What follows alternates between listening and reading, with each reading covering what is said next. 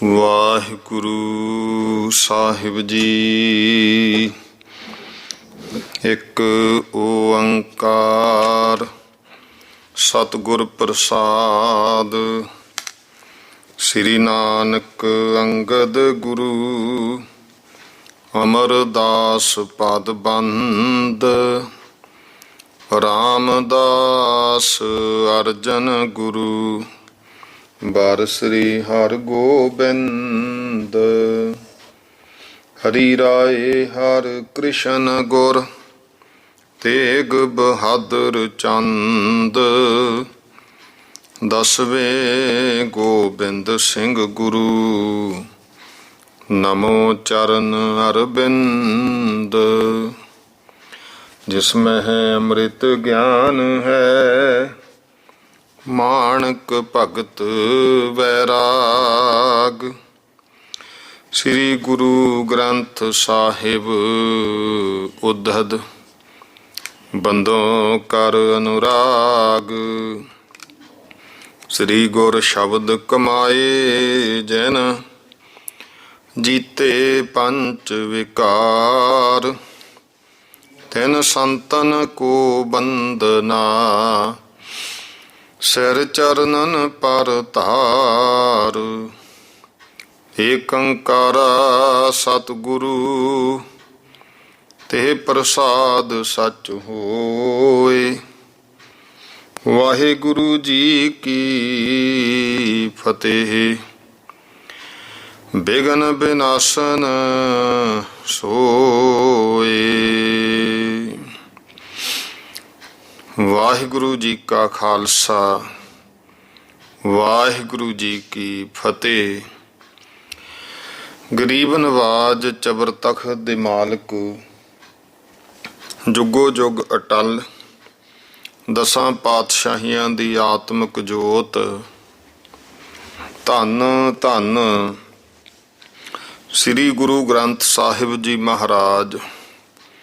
ਗੁਰੂ ਸਾਹਿਬ ਜੀ ਦੀ ਕਿਰਪਾ ਬਖਸ਼ਿਸ਼ ਹੋਈ ਹੈ ਜੋ ਮਹਾਰਾਜ ਜੀ ਨੇ ਸ਼ਾਮ ਦੇ ਸਮੇਂ ਦਰ ਘਰ ਦੀ ਹਾਜ਼ਰੀ ਸਤਸੰਗ ਘੜੀਆਂ ਬਖਸ਼ਿਸ਼ ਕੀਤੀਆਂ ਹਨ। ਤੋ ਆਓ ਇਤਿਹਾਸ ਦੀ ਕਥਾ ਦਾ ਸਮਾਂ ਹੈ।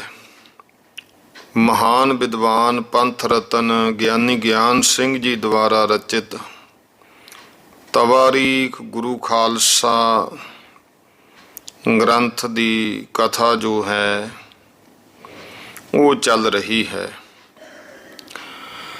ਗਰੀਬ ਨਵਾਜ ਪਾਤਸ਼ਾਹ ਮਹਾਰਾਜ ਨੇ ਕਿਰਪਾ ਕੀਤੀ ਜੋ ਆਪਾਂ ਲੜੀ ਤਹਿਤ 10ਵੇਂ ਪਾਤਸ਼ਾਹ ਜੀ ਦੇ ਜੀਵਨ ਪ੍ਰਸੰਗ ਕੱਲ ਆਪਾਂ ਇੱਥੇ ਤੱਕ ਪ੍ਰਸੰਗ ਸਰਵਣ ਕੀਤੇ ਕਿ ਮਹਾਰਾਜ ਕਿਵੇਂ ਸਰਾਏ ਨਾਗਾ ਪਹੁੰਚੇ ਹਨ, ਜਿੱਥੇ ਲੰਮੀ ਉਮਰ ਵਾਲੇ ਸਾਧੂ ਦਾ ਮਾਣ ਤੋੜ ਕਰਕੇ ਉਹਨੂੰ ਆਤਮ ਗਿਆਨ ਬਖਸ਼ਿਆ। ਦੂਜੇ ਦਿਨ ਇੱਥੋਂ ਸਵਾਰ ਹੋ ਕੇ ਗੁਰੂ ਸਾਹਿਬ ਜੀ ਫੌਜਾਂ ਸਮੇਤ ਨਥੇਹੇ ਪਿੰਡ ਜਿਹਦੇ ਆਲੇ ਦੁਆਲੇ 9 ਥੇ ਪਏ ਸਨ ਉੱਥੇ ਜਾ ਕੇ ਜਿਹੜਾ ਹੈ ਮਹਾਰਾਜ ਪਹੁੰਚੇ ਹਨ। ਉੱਥੇ ਕੁਝ ਲੋਕਾਂ ਨੇ ਉਨੀ ਸੇਵਾ ਨਹੀਂ ਕੀਤੀ, ਪਰ ਡੋਗਰਾਂ ਨੇ ਜਿਹੜੇ ਉੱਥੇ ਪਾਹੀ ਵਸਦੇ ਸੀ ਬਹੁਤ ਸੇਵਾ ਕੀਤੀ। ਤੇ ਜਦੋਂ ਰਾਤ ਦੇ ਸਮੇਂ ਗੁਰੂ ਸਾਹਿਬ ਜੀ ਨੇ ਫਿਰ ਇਹ ਹਰੀਕੇ ਪਿੰਡ ਜਿਹੜਾ ਹੈ ਉੱਥੋਂ ਦੇ ਚੌਧਰੀਆਂ ਨੂੰ ਡੇਰੇ ਦਾ ਪਹਿਰਾ ਦੇਣ ਵਾਸਤੇ ਕਿਹਾ, ਤਾਂ ਉਹਨਾਂ ਨੇ ਪਹਿਰੇ ਉੱਤੇ ਆਪਣੇ ਜਿਹੜੇ ਪਹਿਰੇ ਸੀਗੇ ਮਈਆਂ ਵਗੈਰਾ ਚਾਰਨ ਵਾਲੇ ਪਾਹੀ ਸੀ ਉਹਨਾਂ ਡੋਗਰਾਂ ਨੂੰ ਭੇਜਤਾ, ਜਿਨ੍ਹਾਂ ਨੇ ਬਹੁਤ ਚੌਕਸੀ ਦੇ ਨਾਲ ਗੁਰੂ ਮਹਾਰਾਜ ਦਾ ਚੌਂਕੀ ਦਿੱਤੀ, ਪਹਿਰਾ ਦਿੱਤਾ। 2-3 ਵਾਰੀ ਗੁਰੂ ਸਾਹਿਬ ਨੇ ਪੁੱਛਿਆ ਵੀ ਪਹਿਰੇ ਤੇ ਕੌਣ ਹੈ, ਤਾਂ ਇਹਨਾਂ ਦੇ ਨਾਂ ਸੀ ਫੱਤੂ ਤੇ ਸਮੂ। ਸਮੂ ਫੱਤਾ ਇਹ ਡੋਗਰੀ ਆਵਾਜ਼ ਦਿੰਦੇ ਰਹੇ, ਜੀ ਤੋਂ ਗੁਰੂ ਸਾਹਿਬ ਨੇ ਖੁਸ਼ ਹੋ ਕੇ ਕਿਹਾ ਵੀ ਜੋ ਚਾਹੀਓ ਮੰਗ ਲਓ। ਉਹਨਾਂ ਨੇ ਬੇਨਤੀ ਕੀਤੀ, ਮਹਾਰਾਜ ਅਸੀਂ ਇੱਥੇ ਪਾਹੀ ਵਸਦੇ ਹਾਂ, ਇਹ ਵੱਡਾ ਦੁੱਖ ਹੈ, ਕਿਰਪਾ ਕਰੋ ਸਾਨੂੰ ਵੀ ਜ਼ਿਮੀਂਦਾਰਾ ਸੁਤੰਤਰ ਮਿਲ ਜੇ। ਦੂਜੇ ਦਿਨ ਗੁਰੂ ਸਾਹਿਬ ਜੀ ਉਹਨਾਂ ਸਮੇਤ ਸੈਰ ਸ਼ਿਕਾਰ ਕਰਦੇ 10-12 ਕੋਹ ਨਿਕਲ ਗਏ। ਦੁਪਹਿਰ ਦਾ ਸਮਾਂ ਇੱਕ ਟਾਹਲੀ ਦੇ ਦਰਖਤ ਹੇਠਾਂ ਮਹਾਰਾਜ ਬੈਠੇ ਐ। ਗੁਰੂ ਸਾਹਿਬ ਨੇ ਬਚਨ ਕੀਤਾ ਫੱਤੂ ਸਮੂਹ ਨੂੰ, ਜਿੰਨੀ ਜ਼ਮੀਨ ਚਾਹੀਦੀ ਹੈ ਇੱਥੇ ਘੋੜਾ ਫੇਰ ਲਓ। ਇਸ ਹੁਕਮ ਅਨੁਸਾਰ ਉਹਨਾਂ ਨੇ 2 ਪਿੰਡਾਂ ਦੀ ਜ਼ਮੀਨ ਰੋਕ ਕੇ ਮੋਹੜੀਆਂ ਗੱਡ ਲੀਆਂ, ਜਿਨ੍ਹਾਂ ਦਾ ਨਾਮ ਹੁਣ ਫੱਤੂ ਸਮੂਹ ਦੀਆਂ ਟਾਹਲੀਆਂ ਪ੍ਰਸਿੱਧ ਹੈ।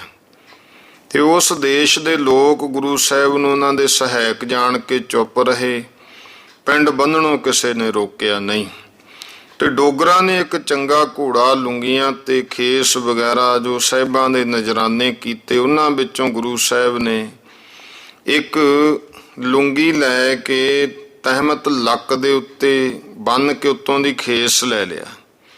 ਇਸ ਭੇਸ ਨੂੰ ਵੇਖ ਕੇ ਜਦੋਂ ਭਾਈ ਮਾਨ ਸਿੰਘ ਨੇ ਬੇਨਤੀ ਕੀਤੀ ਸੱਚੇ ਪਾਤਸ਼ਾਹ ਵੀ ਇਹ ਤੁਸੀਂ ਕੀ ਤਨਖਾਹ ਜੀ ਵਾਲਾ ਸਵਾਂਗ ਬਣਾ ਲਿਆ।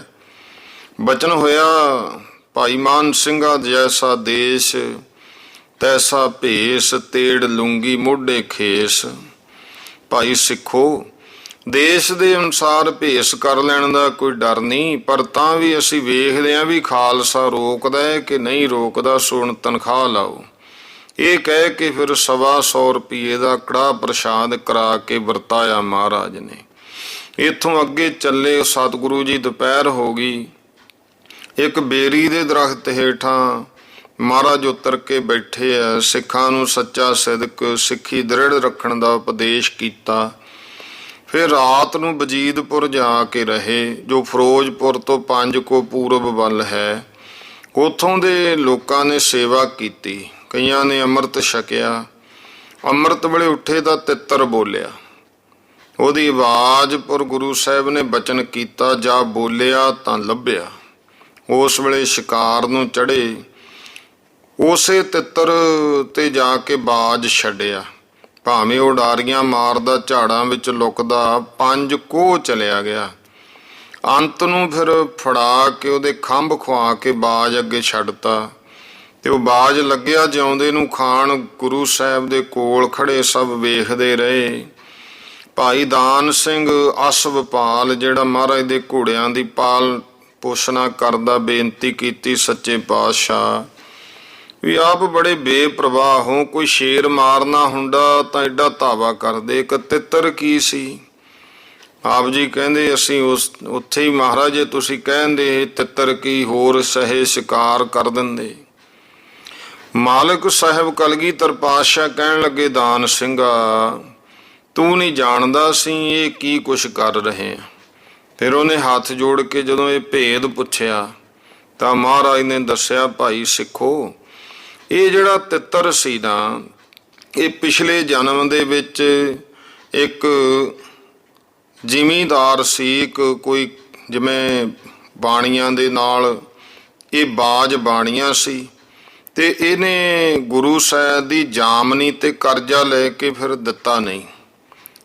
ਉਸ ਕਰਕੇ ਅਸੀਂ ਹੁਣ ਆਪਣੀ ਜਾਮਨੀ ਪੂਰੀ ਕਰਨ ਵਾਸਤੇ ਇਸ ਬਾਜ ਬਾਣੀਏ ਨੂੰ ਤੇ ਕਰਜ਼ਾ ਲੈਣ ਵਾਲੇ ਨੂੰ ਇਹ ਤੇ ਜਿਹੜਾ ਤਿੱਤਰ ਸੀ ਇਹ ਫੜਾਇਆ ਬਾਜ ਨੂੰ। ਭਾਈ ਸਿੱਖੋ, ਦੇਣ ਲੈਣ ਦਾ ਲੇਖਾ ਜ਼ਰੂਰ ਦੇਣਾ ਪੈਂਦਾ ਹੈ। ਇਹ ਬਚਨ ਸੁਣ ਕੇ ਫਿਰ ਦਾਨ ਸਿੰਘ ਨੇ ਬੇਨਤੀ ਕਰਕੇ ਗੁਰੂ ਸਾਹਿਬ ਦੇ ਚਰਨ ਫੜ ਲਏ। ਕਹਿਣ ਲੱਗਿਆ, ਡਾਢਿਆ ਸਤਿਗੁਰਾ, ਸਾਹਮਣੇ ਬੋਲਿਆ ਹਾਂ ਬਖਸ਼ ਲਈ। ਗੁਰੂ ਸਾਹਿਬ ਹੱਸ ਕੇ ਕਹਿਣ ਲੱਗੇ, ਸਦਾ ਬਖਸ਼ੇ ਹੋ। ਜਿੱਥੋਂ ਚੜ੍ਹ ਕੇ ਆਏ ਸੀ ਗੁਰੂ ਸਾਹਿਬ, ਗੁਰੂ ਕੇ ਘੋੜੇ ਦੀ ਅਗਾੜੀ ਪਛਾੜੀ 3 ਕਿੱਲੇ ਜੰਡ ਦੇ ਗੱਡੇ, ਉਹ ਹਰੇ ਹੋ ਗਏ। ਹੁਣ ਵੱਡੇ ਵੱਡੇ ਜੰਡ ਬਿਰਛ ਬਣੇ ਹੋਏ ਹਨ। ਤੋ ਇਹ ਸਾਖੀ ਤੋਂ ਸਿੱਖਾਂ ਲਈ ਫਿਰ ਪੱਕਾ ਹੁਕਮ ਇਹੀ ਹੈ ਕਿ ਜਿੱਤੋਂ ਭਾਈ ਕਰਜ਼ਾ ਲੈਣਾ ਉਹਨੂੰ ਜ਼ਰੂਰ ਦੇਣਾ, ਤੇ ਨਾ ਦੇਣ ਵਾਲੇ ਦਾ ਇਸ ਤਿੱਤਰ ਵਰਗਾ ਹਾਲ ਹੋਊ। ਮੁਹੰਮਦ ਸਾਹਿਬ ਨੇ ਵੀ ਹਦੀਸ ਵਿੱਚ ਹੁਕਮ ਦਿੱਤਾ ਹੈ ਕਿ ਕਰਜ਼ਾਈ ਦੀ ਰੂਹ ਜਿਹੜੀ ਹੈ ਉਹ ਹਮੇਸ਼ਾ ਦੋਜ਼ਖ ਵਿੱਚ ਸੜਦੀ ਹੈ। ਤਾਂ ਹੀ ਤੁਰਕਸਤਾਨ ਦੇ ਮੁਸਲਮਾਨ ਧੀ ਪੁੱਤਰ ਵੇਚ ਕੇ ਵੀ ਜਿਹੜਾ ਹੈ ਉਹ ਕਰਜ਼ਾ ਦਿੰਦੇ ਹਨ। ਇਸੇ ਤਰ੍ਹਾਂ ਉੱਥੋਂ ਚੱਲ ਕੇ ਮਹਾਰਾਜ ਮੁੜ ਕੇ ਰੁਪਾਣੇ ਪਿੰਡ, ਜੋ ਮੁਕਤਸਰ ਤੋਂ 3 ਕੋ ਦੱਖਣ ਵੱਲ ਹੈ, ਆ ਕੇ ਉਤਰੇ। ਉਤਰਦਿਆਂ ਹੀ ਇੱਕ ਘੋਗੜ ਜਨੌਰ ਸੀ ਜਾਨਵਰ, ਉਹ ਮਾਰਿਆ। ਤੇ ਉਹਦੇ ਮਾਰਨ ਦਾ ਕਾਰਨ ਇੱਕ ਜੋਰਾ ਸਿੰਘ ਰੰਧਾਵਾ ਗੋਤ ਦਾ ਜੱਟ ਮਹਾਰਾਜ ਨਾਲ ਸੇਵਾ ਕਰਦਾ ਹੁੰਦਾ ਸੀ, ਮਾਝੇ ਦਾ, ਬਾਬੇ ਬੁੱਢੇ ਕਿਆਂ ਦੇ ਗੋਤ ਵਿੱਚੋਂ ਹੈ ਇਹ। ਉਹਨੇ ਪੁੱਛਿਆ ਤੇ ਸਤਿਗੁਰੂ ਕਹਿਣ ਲੱਗੇ, ਜੋਰਾ ਸਿੰਘਾ, ਇਹ ਇੱਕ ਕੰਨਿਆ ਦੇ ਸਰਾਪ ਨਾਲ 100 ਜਨਮ ਘੋਗੜ ਦਾ ਪਾ ਕੇ ਗੰਦਮੰਦ ਖਾਂਦਾ ਰਿਹਾ, ਕਿਉਂਕਿ ਇਹ ਪਹਿਲੇ ਰਾਜਾ ਸੀ ਤੇ ਇੱਕ ਸਿੱਖ ਦੀ ਕੁਆਰੀ ਕੰਨਿਆ ਪਰ ਲੁਭਾਏਮਾਨ ਹੋ ਗਿਆ। ਜਦ ਉਹਦਾ ਸੱਤ ਜੋਰੋ ਜੋਰੀ ਤੋੜਨ ਲੱਗਿਆ ਤਾਂ ਉਹਨੇ ਸੰਖੀਆ ਖਾ ਕੇ ਮਰਨ ਵੇਲੇ ਨੂੰ ਸਰਾਪ ਦਿੱਤਾ, ਤੂੰ ਗੰਦੀ ਗੱਲ ਕੀਤੀ ਹੈ, ਇਸ ਕਰਕੇ 100 ਜਨਮ ਘੋਗੜ ਦਾ ਪਾ ਕੇ ਗੰਦਮੰਦ ਖਾਣਾ ਪਊ ਤੈਨੂੰ। ਤੂੰ ਇਹ ਸ਼ਰਾਬ ਸੁਣ ਕੇ ਫਿਰ ਇਹਨੇ ਘਗਿਆ ਕੇ ਬੇਨਤੀ ਕੀਤੀ ਵੀ ਦੇਵੀ ਮੇਰੇ ਤੋਂ ਗਲਤੀ ਹੋ ਗਈ, ਹੁਣ ਕਿਰਪਾ ਕਰ, ਤੂੰ ਸਿੱਖ ਦੀ ਧੀ ਆ, ਤੇਰਾ ਬਚਨ ਸੱਤ ਹੋਣਾ, ਬਾਣੀ ਪੜ੍ਹਦੀ ਆ, ਮੇਰਾ ਭਲਾ ਕਿਵੇਂ ਹੋਵੇਗਾ। ਤਾਂ ਉਸ ਕੰਨਿਆ ਦੇ ਫਿਰ ਮੂੰਹੋਂ ਇਹ ਗੱਲ ਨਿਕਲੀ, ਤੇਰੀ ਕਲਿਆਣ ਗੁਰੂ ਸਾਹਿਬ ਕਰਨਗੇ। ਤੇ ਇਸ ਵਾਸਤੇ ਅਸੀਂ ਹੁਣ ਇਹਨੂੰ ਘੋਗੜ ਦੀ ਜੂਨੋਂ ਛਡਾ ਕੇ ਸਵਰਗ ਭੇਜਿਆ ਹੈ। ਰੁਪਾਣੇ ਤੋਂ ਚੱਲ ਕੇ ਗੁਰੂ ਸਾਹਿਬ ਸ਼ਿਕਾਰ ਵਿੱਚ ਅਨੰਤ ਜੀਵਾਂ ਦਾ ਕਲਿਆਣ ਕਰਦੇ ਦੁਪਹਿਰ ਇੱਕ ਢਾਬ ਦੇ ਕਿਨਾਰੇ ਜਾ ਕੇ ਕੱਟੀ, ਜਿਹੜਾ ਕਿ ਹੁਣ ਗੁਰੂਸਰ ਗੁਰੂਦੁਆਰਾ ਰੁਪਾਣੇ ਤੋਂ 5 ਕੋ ਦੱਖਣ ਵੱਲ ਹੈ। ਉੱਥੋਂ ਚੜ੍ਹ ਕੇ ਤਰਕਾਲਾਂ ਨੂੰ 4 ਕੋ ਥੇਹੜੀ ਪਿੰਡ ਮਹਾਰਾਜ ਆ ਕੇ ਉਤਰੇ। ਉੱਥੇ ਤੁਰਕ ਫਕੀਰ ਦੇ ਮਕਬਰੇ ਦੇ ਵਿੱਚ, ਜੋ ਬਹੁਤ ਸੁੰਦਰ ਬਣਿਆ ਹੋਇਆ ਸੀ, ਇੱਕ ਜੋਗੀ ਕੰਨ ਪਾਟਾ ਸਿੱਧ ਰਿਹਾ ਕਰਦਾ ਸੀ। ਉਹਨੂੰ ਬੈਠਾ ਵੇਖ ਕੇ ਗੁਰੂ ਸਾਹਿਬ ਨੇ ਤੀਰ ਜ਼ਮੀਨ ਉੱਤੇ ਲਾ ਕੇ ਨਮਸਕਾਰ ਵਾਂਗੂ ਕਰਕੇ ਆਖਿਆ, ਹੁਕਮਨਾਥਾ ਰਾਜੀ ਖੁਸ਼ੀ ਹੈ, ਬੜੀ ਚੰਗੀ ਜਗ੍ਹਾ ਹੈ। ਉਹ ਕਹਿਣ ਲੱਗਿਆ, ਹਾਂ ਰਾਜੀ ਆ। ਇਹ ਲੀਲਾ ਵੇਖ ਕੇ ਖਾਲਸੇ ਨੇ ਸਾਹਿਬਾਂ ਨੂੰ ਆਖਿਆ ਵੀ ਮਹਾਰਾਜ ਆਪ ਜੀ ਦਾ ਤੇ ਬਚਨ ਹੈ, ਜਾਗਤ ਜੋਤ ਜਪੈ ਨਿਸ ਬਾਸੁਰ, ਏਕ ਬਿਨਾ ਮਨ ਨੈਕ ਨ ਆਨੈ, ਪੂਰਨ ਪ੍ਰੇਮ ਪ੍ਰਤੀਤ ਸਜੈ ਬ੍ਰਤ, ਗੋਰ ਮੜੀ ਮਠ ਭੂਲ ਨ ਮਾਨੈ, ਤੀਰਥ ਦਾਨ ਦਇਆ ਤਪ ਸੰਜਮ, ਏਕ ਬਿਨਾ ਨਹਿ ਏਕ ਪਛਾਨੈ, ਪੂਰਨ ਜੋਤ ਜਗੈ ਘਟ ਮੈਂ ਤਬ ਖਾਲਸ ਤਾਹੇ ਨਖਾਲਸ ਜਾਨੈ। ਤੋ ਆਪ ਜੀ ਨੇ ਤੁਰਕ ਦੀ ਗੋਰ ਨੂੰ ਚੰਗੀ ਆਖ ਕੇ ਸਾਨੂੰ ਲੱਗਿਆ ਕਿ ਤੀਰ ਨਾਲ ਨਮਸਕਾਰ ਕੀਤੀ ਹੈ, ਸੋ ਤਨਖਾਹ ਦੇਵੋ। ਗੁਰੂ ਸਾਹਿਬ ਪ੍ਰਸੰਨ ਹੋ ਕੇ ਉੱਤਰ ਦਿੱਤਾ ਵੀ ਅਸੀਂ ਸਮੇਂ-ਸਮੇਂ ਖਾਲਸੇ ਨੂੰ ਪਰਖਦੇ ਤੇ ਸਿਖਾਉਂਦੇ ਹਾਂ ਵੀ ਜੋ ਅਸੀਂ ਬਚਨ ਕਹੇ ਖਾਲਸੇ ਤੇ ਅਸਰ ਹੈਗਾ। ਤੋ ਉਸ ਤਰ੍ਹਾਂ ਸਤਿਗੁਰੂ ਸੱਚੇ ਪਾਤਸ਼ਾਹ ਨੇ ਫਿਰ 25 ਰੁਪਏ ਦੇ ਕੇ ਕੜਾਹ ਪ੍ਰਸ਼ਾਦ ਬਣਵਾਇਆ। ਆਪ ਮਹਾਰਾਜ ਨੇ ਉਹ ਤਨਖਾਹ ਭਰੀ। ਸਿਰਬ ਦੇ ਸਰਵੇ ਕੌਤਕ ਮਹਾਰਾਜ ਇਸ ਵਾਸਤੇ ਕਰਦੇ ਆ ਕਿ ਖਾਲਸਾ ਸੁਚੇਤ ਵੀ ਹੈ ਕਿ ਉਸੇ ਤਰ੍ਹਾਂ ਹੀ। ਤੋ ਨਾਥ ਨੇ ਪਹਿਲਾਂ ਵੀ 2-3 ਵਾਰੀ ਗੁਰੂ ਸਾਹਿਬ ਨੂੰ ਮਿਲ ਕੇ ਆਖਿਆ ਸੀ ਕੁਛ ਕਰਾਮਾਤ ਦਿਖਾਓ, ਫਿਰ ਵੀ ਉਹਨੇ ਇਹੀ ਗੱਲ ਆਖੀ ਤਾਂ ਗੁਰੂ ਸਾਹਿਬ ਨੇ ਉਹਦੀ ਸਾਰੀ ਕਰਾਮਾਤ ਖਿੱਚ ਲਈ। ਪਹਿਲਾਂ ਇਹ ਲਾਹੌਰ ਦਿੱਲੀ ਇਉਂ ਭੋਜਨ ਪਾ ਕੇ ਨਾ ਉੱਥੋਂ ਏਡੀ ਦੂਰੋਂ ਪਲ ਵਿੱਚ ਆ ਕੇ ਉਸ ਥਾਂ ਤੇ ਆ ਜਾਂਦਾ ਹੁੰਦਾ ਸੀ। ਸੈਂਕੜੇ ਮੀਲ ਦੂਰ ਜਾ ਕੇ ਕਿਸੇ ਦੇ ਘਰ ਭੋਜਨ ਕਰ ਆਉਂਦਾ ਸੀ। ਉਹਦੀ ਰਿੱਧੀ ਸਿੱਧੀ ਸ਼ਕਤੀਆਂ ਸੀ ਉਹਦੇ 'ਚ। ਤੇ ਹੁਣ ਜਦੋਂ ਗੁਰੂ ਸਾਹਿਬ ਨੇ ਕਿਹਾ ਚੱਲੋ ਨਾਥ ਜੀ ਦਿੱਲੀ ਲਾਹੌਰ, ਤਾਂ ਫਿਰ ਉਹ ਅਜੱਜਾ ਹੋ ਕੇ ਕਹਿਣ ਲੱਗਿਆ, ਮਹਾਰਾਜ ਹੁਣ ਤੁਸੀਂ ਮੈਨੂੰ ਕਿਤੇ ਜਾਣ ਜੋਗਾ ਛੱਡਿਆ ਹੀ ਨਹੀਂ ਹੈ। ਬਚਨ ਹੋਇਆ ਵੀ ਤੂੰ ਹੀ ਆਖਦਾ ਹੁੰਦਾ ਸੀ ਕੁਝ ਅਜ਼ਮਤ ਦਿਖਾਓ, ਸੋ ਤੇਰੀ ਇੱਛਾ ਪੂਰੀ ਹੋਈ। ਜੋਗੀ ਉੱਠ ਕੇ ਰਤੀਏ ਜਾ ਰਿਹਾ ਤੇ ਗੁਰੂ ਸਾਹਿਬ ਨੇ ਰਾਤ ਇੱਥੇ ਗੁਜ਼ਾਰੀ। ਜਿਸ ਜੰਡ ਦੇ ਵਿਰਸ਼ ਨਾਲ ਗੁਰੂ ਸਾਹਿਬ ਨੇ ਕਮਰ ਕਸਾ ਖੋਲ ਕੇ ਸ਼ਸਤਰ ਚਲਾਏ, ਉਹ ਹੁਣ ਪੂਜਿਆ ਮੰਨਿਆ ਜਾਂਦਾ ਹੈ। ਥੇਹੜੀ ਪਿੰਡ ਤੋਂ ਸੈਰ ਸ਼ਿਕਾਰ ਕਰਦੇ ਹੋਏ ਫਿਰ ਗੁਰੂ ਸਾਹਿਬ ਭੂੰਦੜ ਦੇ ਪਿੰਡ ਜਾ ਕੇ ਰਹੇ। ਉਹ ਸੋਢੀ ਮਿਹਰਬਾਨ ਦਾ ਦੀਵਾਨ ਸੀ, ਮਸੰਦ ਸੀ, ਤੇ ਉਹਦਾ ਪੋਤਾ 5 ਰੁਪਏ ਇੱਕ ਥਾਨ ਲੈ ਕੇ ਗੁਰੂ ਸਾਹਿਬ ਨੂੰ ਆ ਕੇ ਮਿਲਿਆ। ਸਾਰੇ ਸਿੱਖਾਂ ਨੂੰ ਦੁੱਧ ਛਕਾਇਆ। ਥੋੜ੍ਹੀ ਗੋਸ਼ਟ ਵਿਚਾਰ ਕਰਕੇ ਮਹਾਰਾਜ ਜੀ ਉੱਥੋਂ ਫਿਰ ਹਰੀਪੁਰ, ਜਿਹੜਾ ਥੇੜੀ ਤੋਂ 14 ਕੋ ਗਿਆਨੀ ਜੀ ਲਿਖਦੇ, ਉੱਥੇ ਉਤਰੇ। ਇੱਥੇ ਕਿਸੇ ਸਮੇਂ ਬੱਟ ਤੀਰਥ ਦੇ ਪਰ ਗੁਰੂ ਨਾਨਕ ਦੇਵ ਜੀ ਮਹਾਰਾਜ ਰਹਿ ਕੇ ਗਏ ਸਨ। ਸਤਿਗੁਰੂ ਸੱਚੇ ਪਾਤਸ਼ਾਹ ਮਹਾਰਾਜ ਨੇ ਫਿਰ ਦੇਖੋ ਇਹ ਜਿੱਥੇ ਗੁਰੂ ਕਲਗੀਧਰ ਪਾਤਸ਼ਾਹ ਮਹਾਰਾਜ ਇਸ ਕਰਕੇ 2 ਰਾਤਾਂ ਰਹੇ, ਅਨੇਕਾਂ ਸਿੱਖ ਬਣਾ ਕੇ ਧਰਮ ਕਰਮ ਦੇ ਵਿੱਚ ਉਹਨਾਂ ਨੂੰ ਪੂਰੇ ਕੀਤਾ।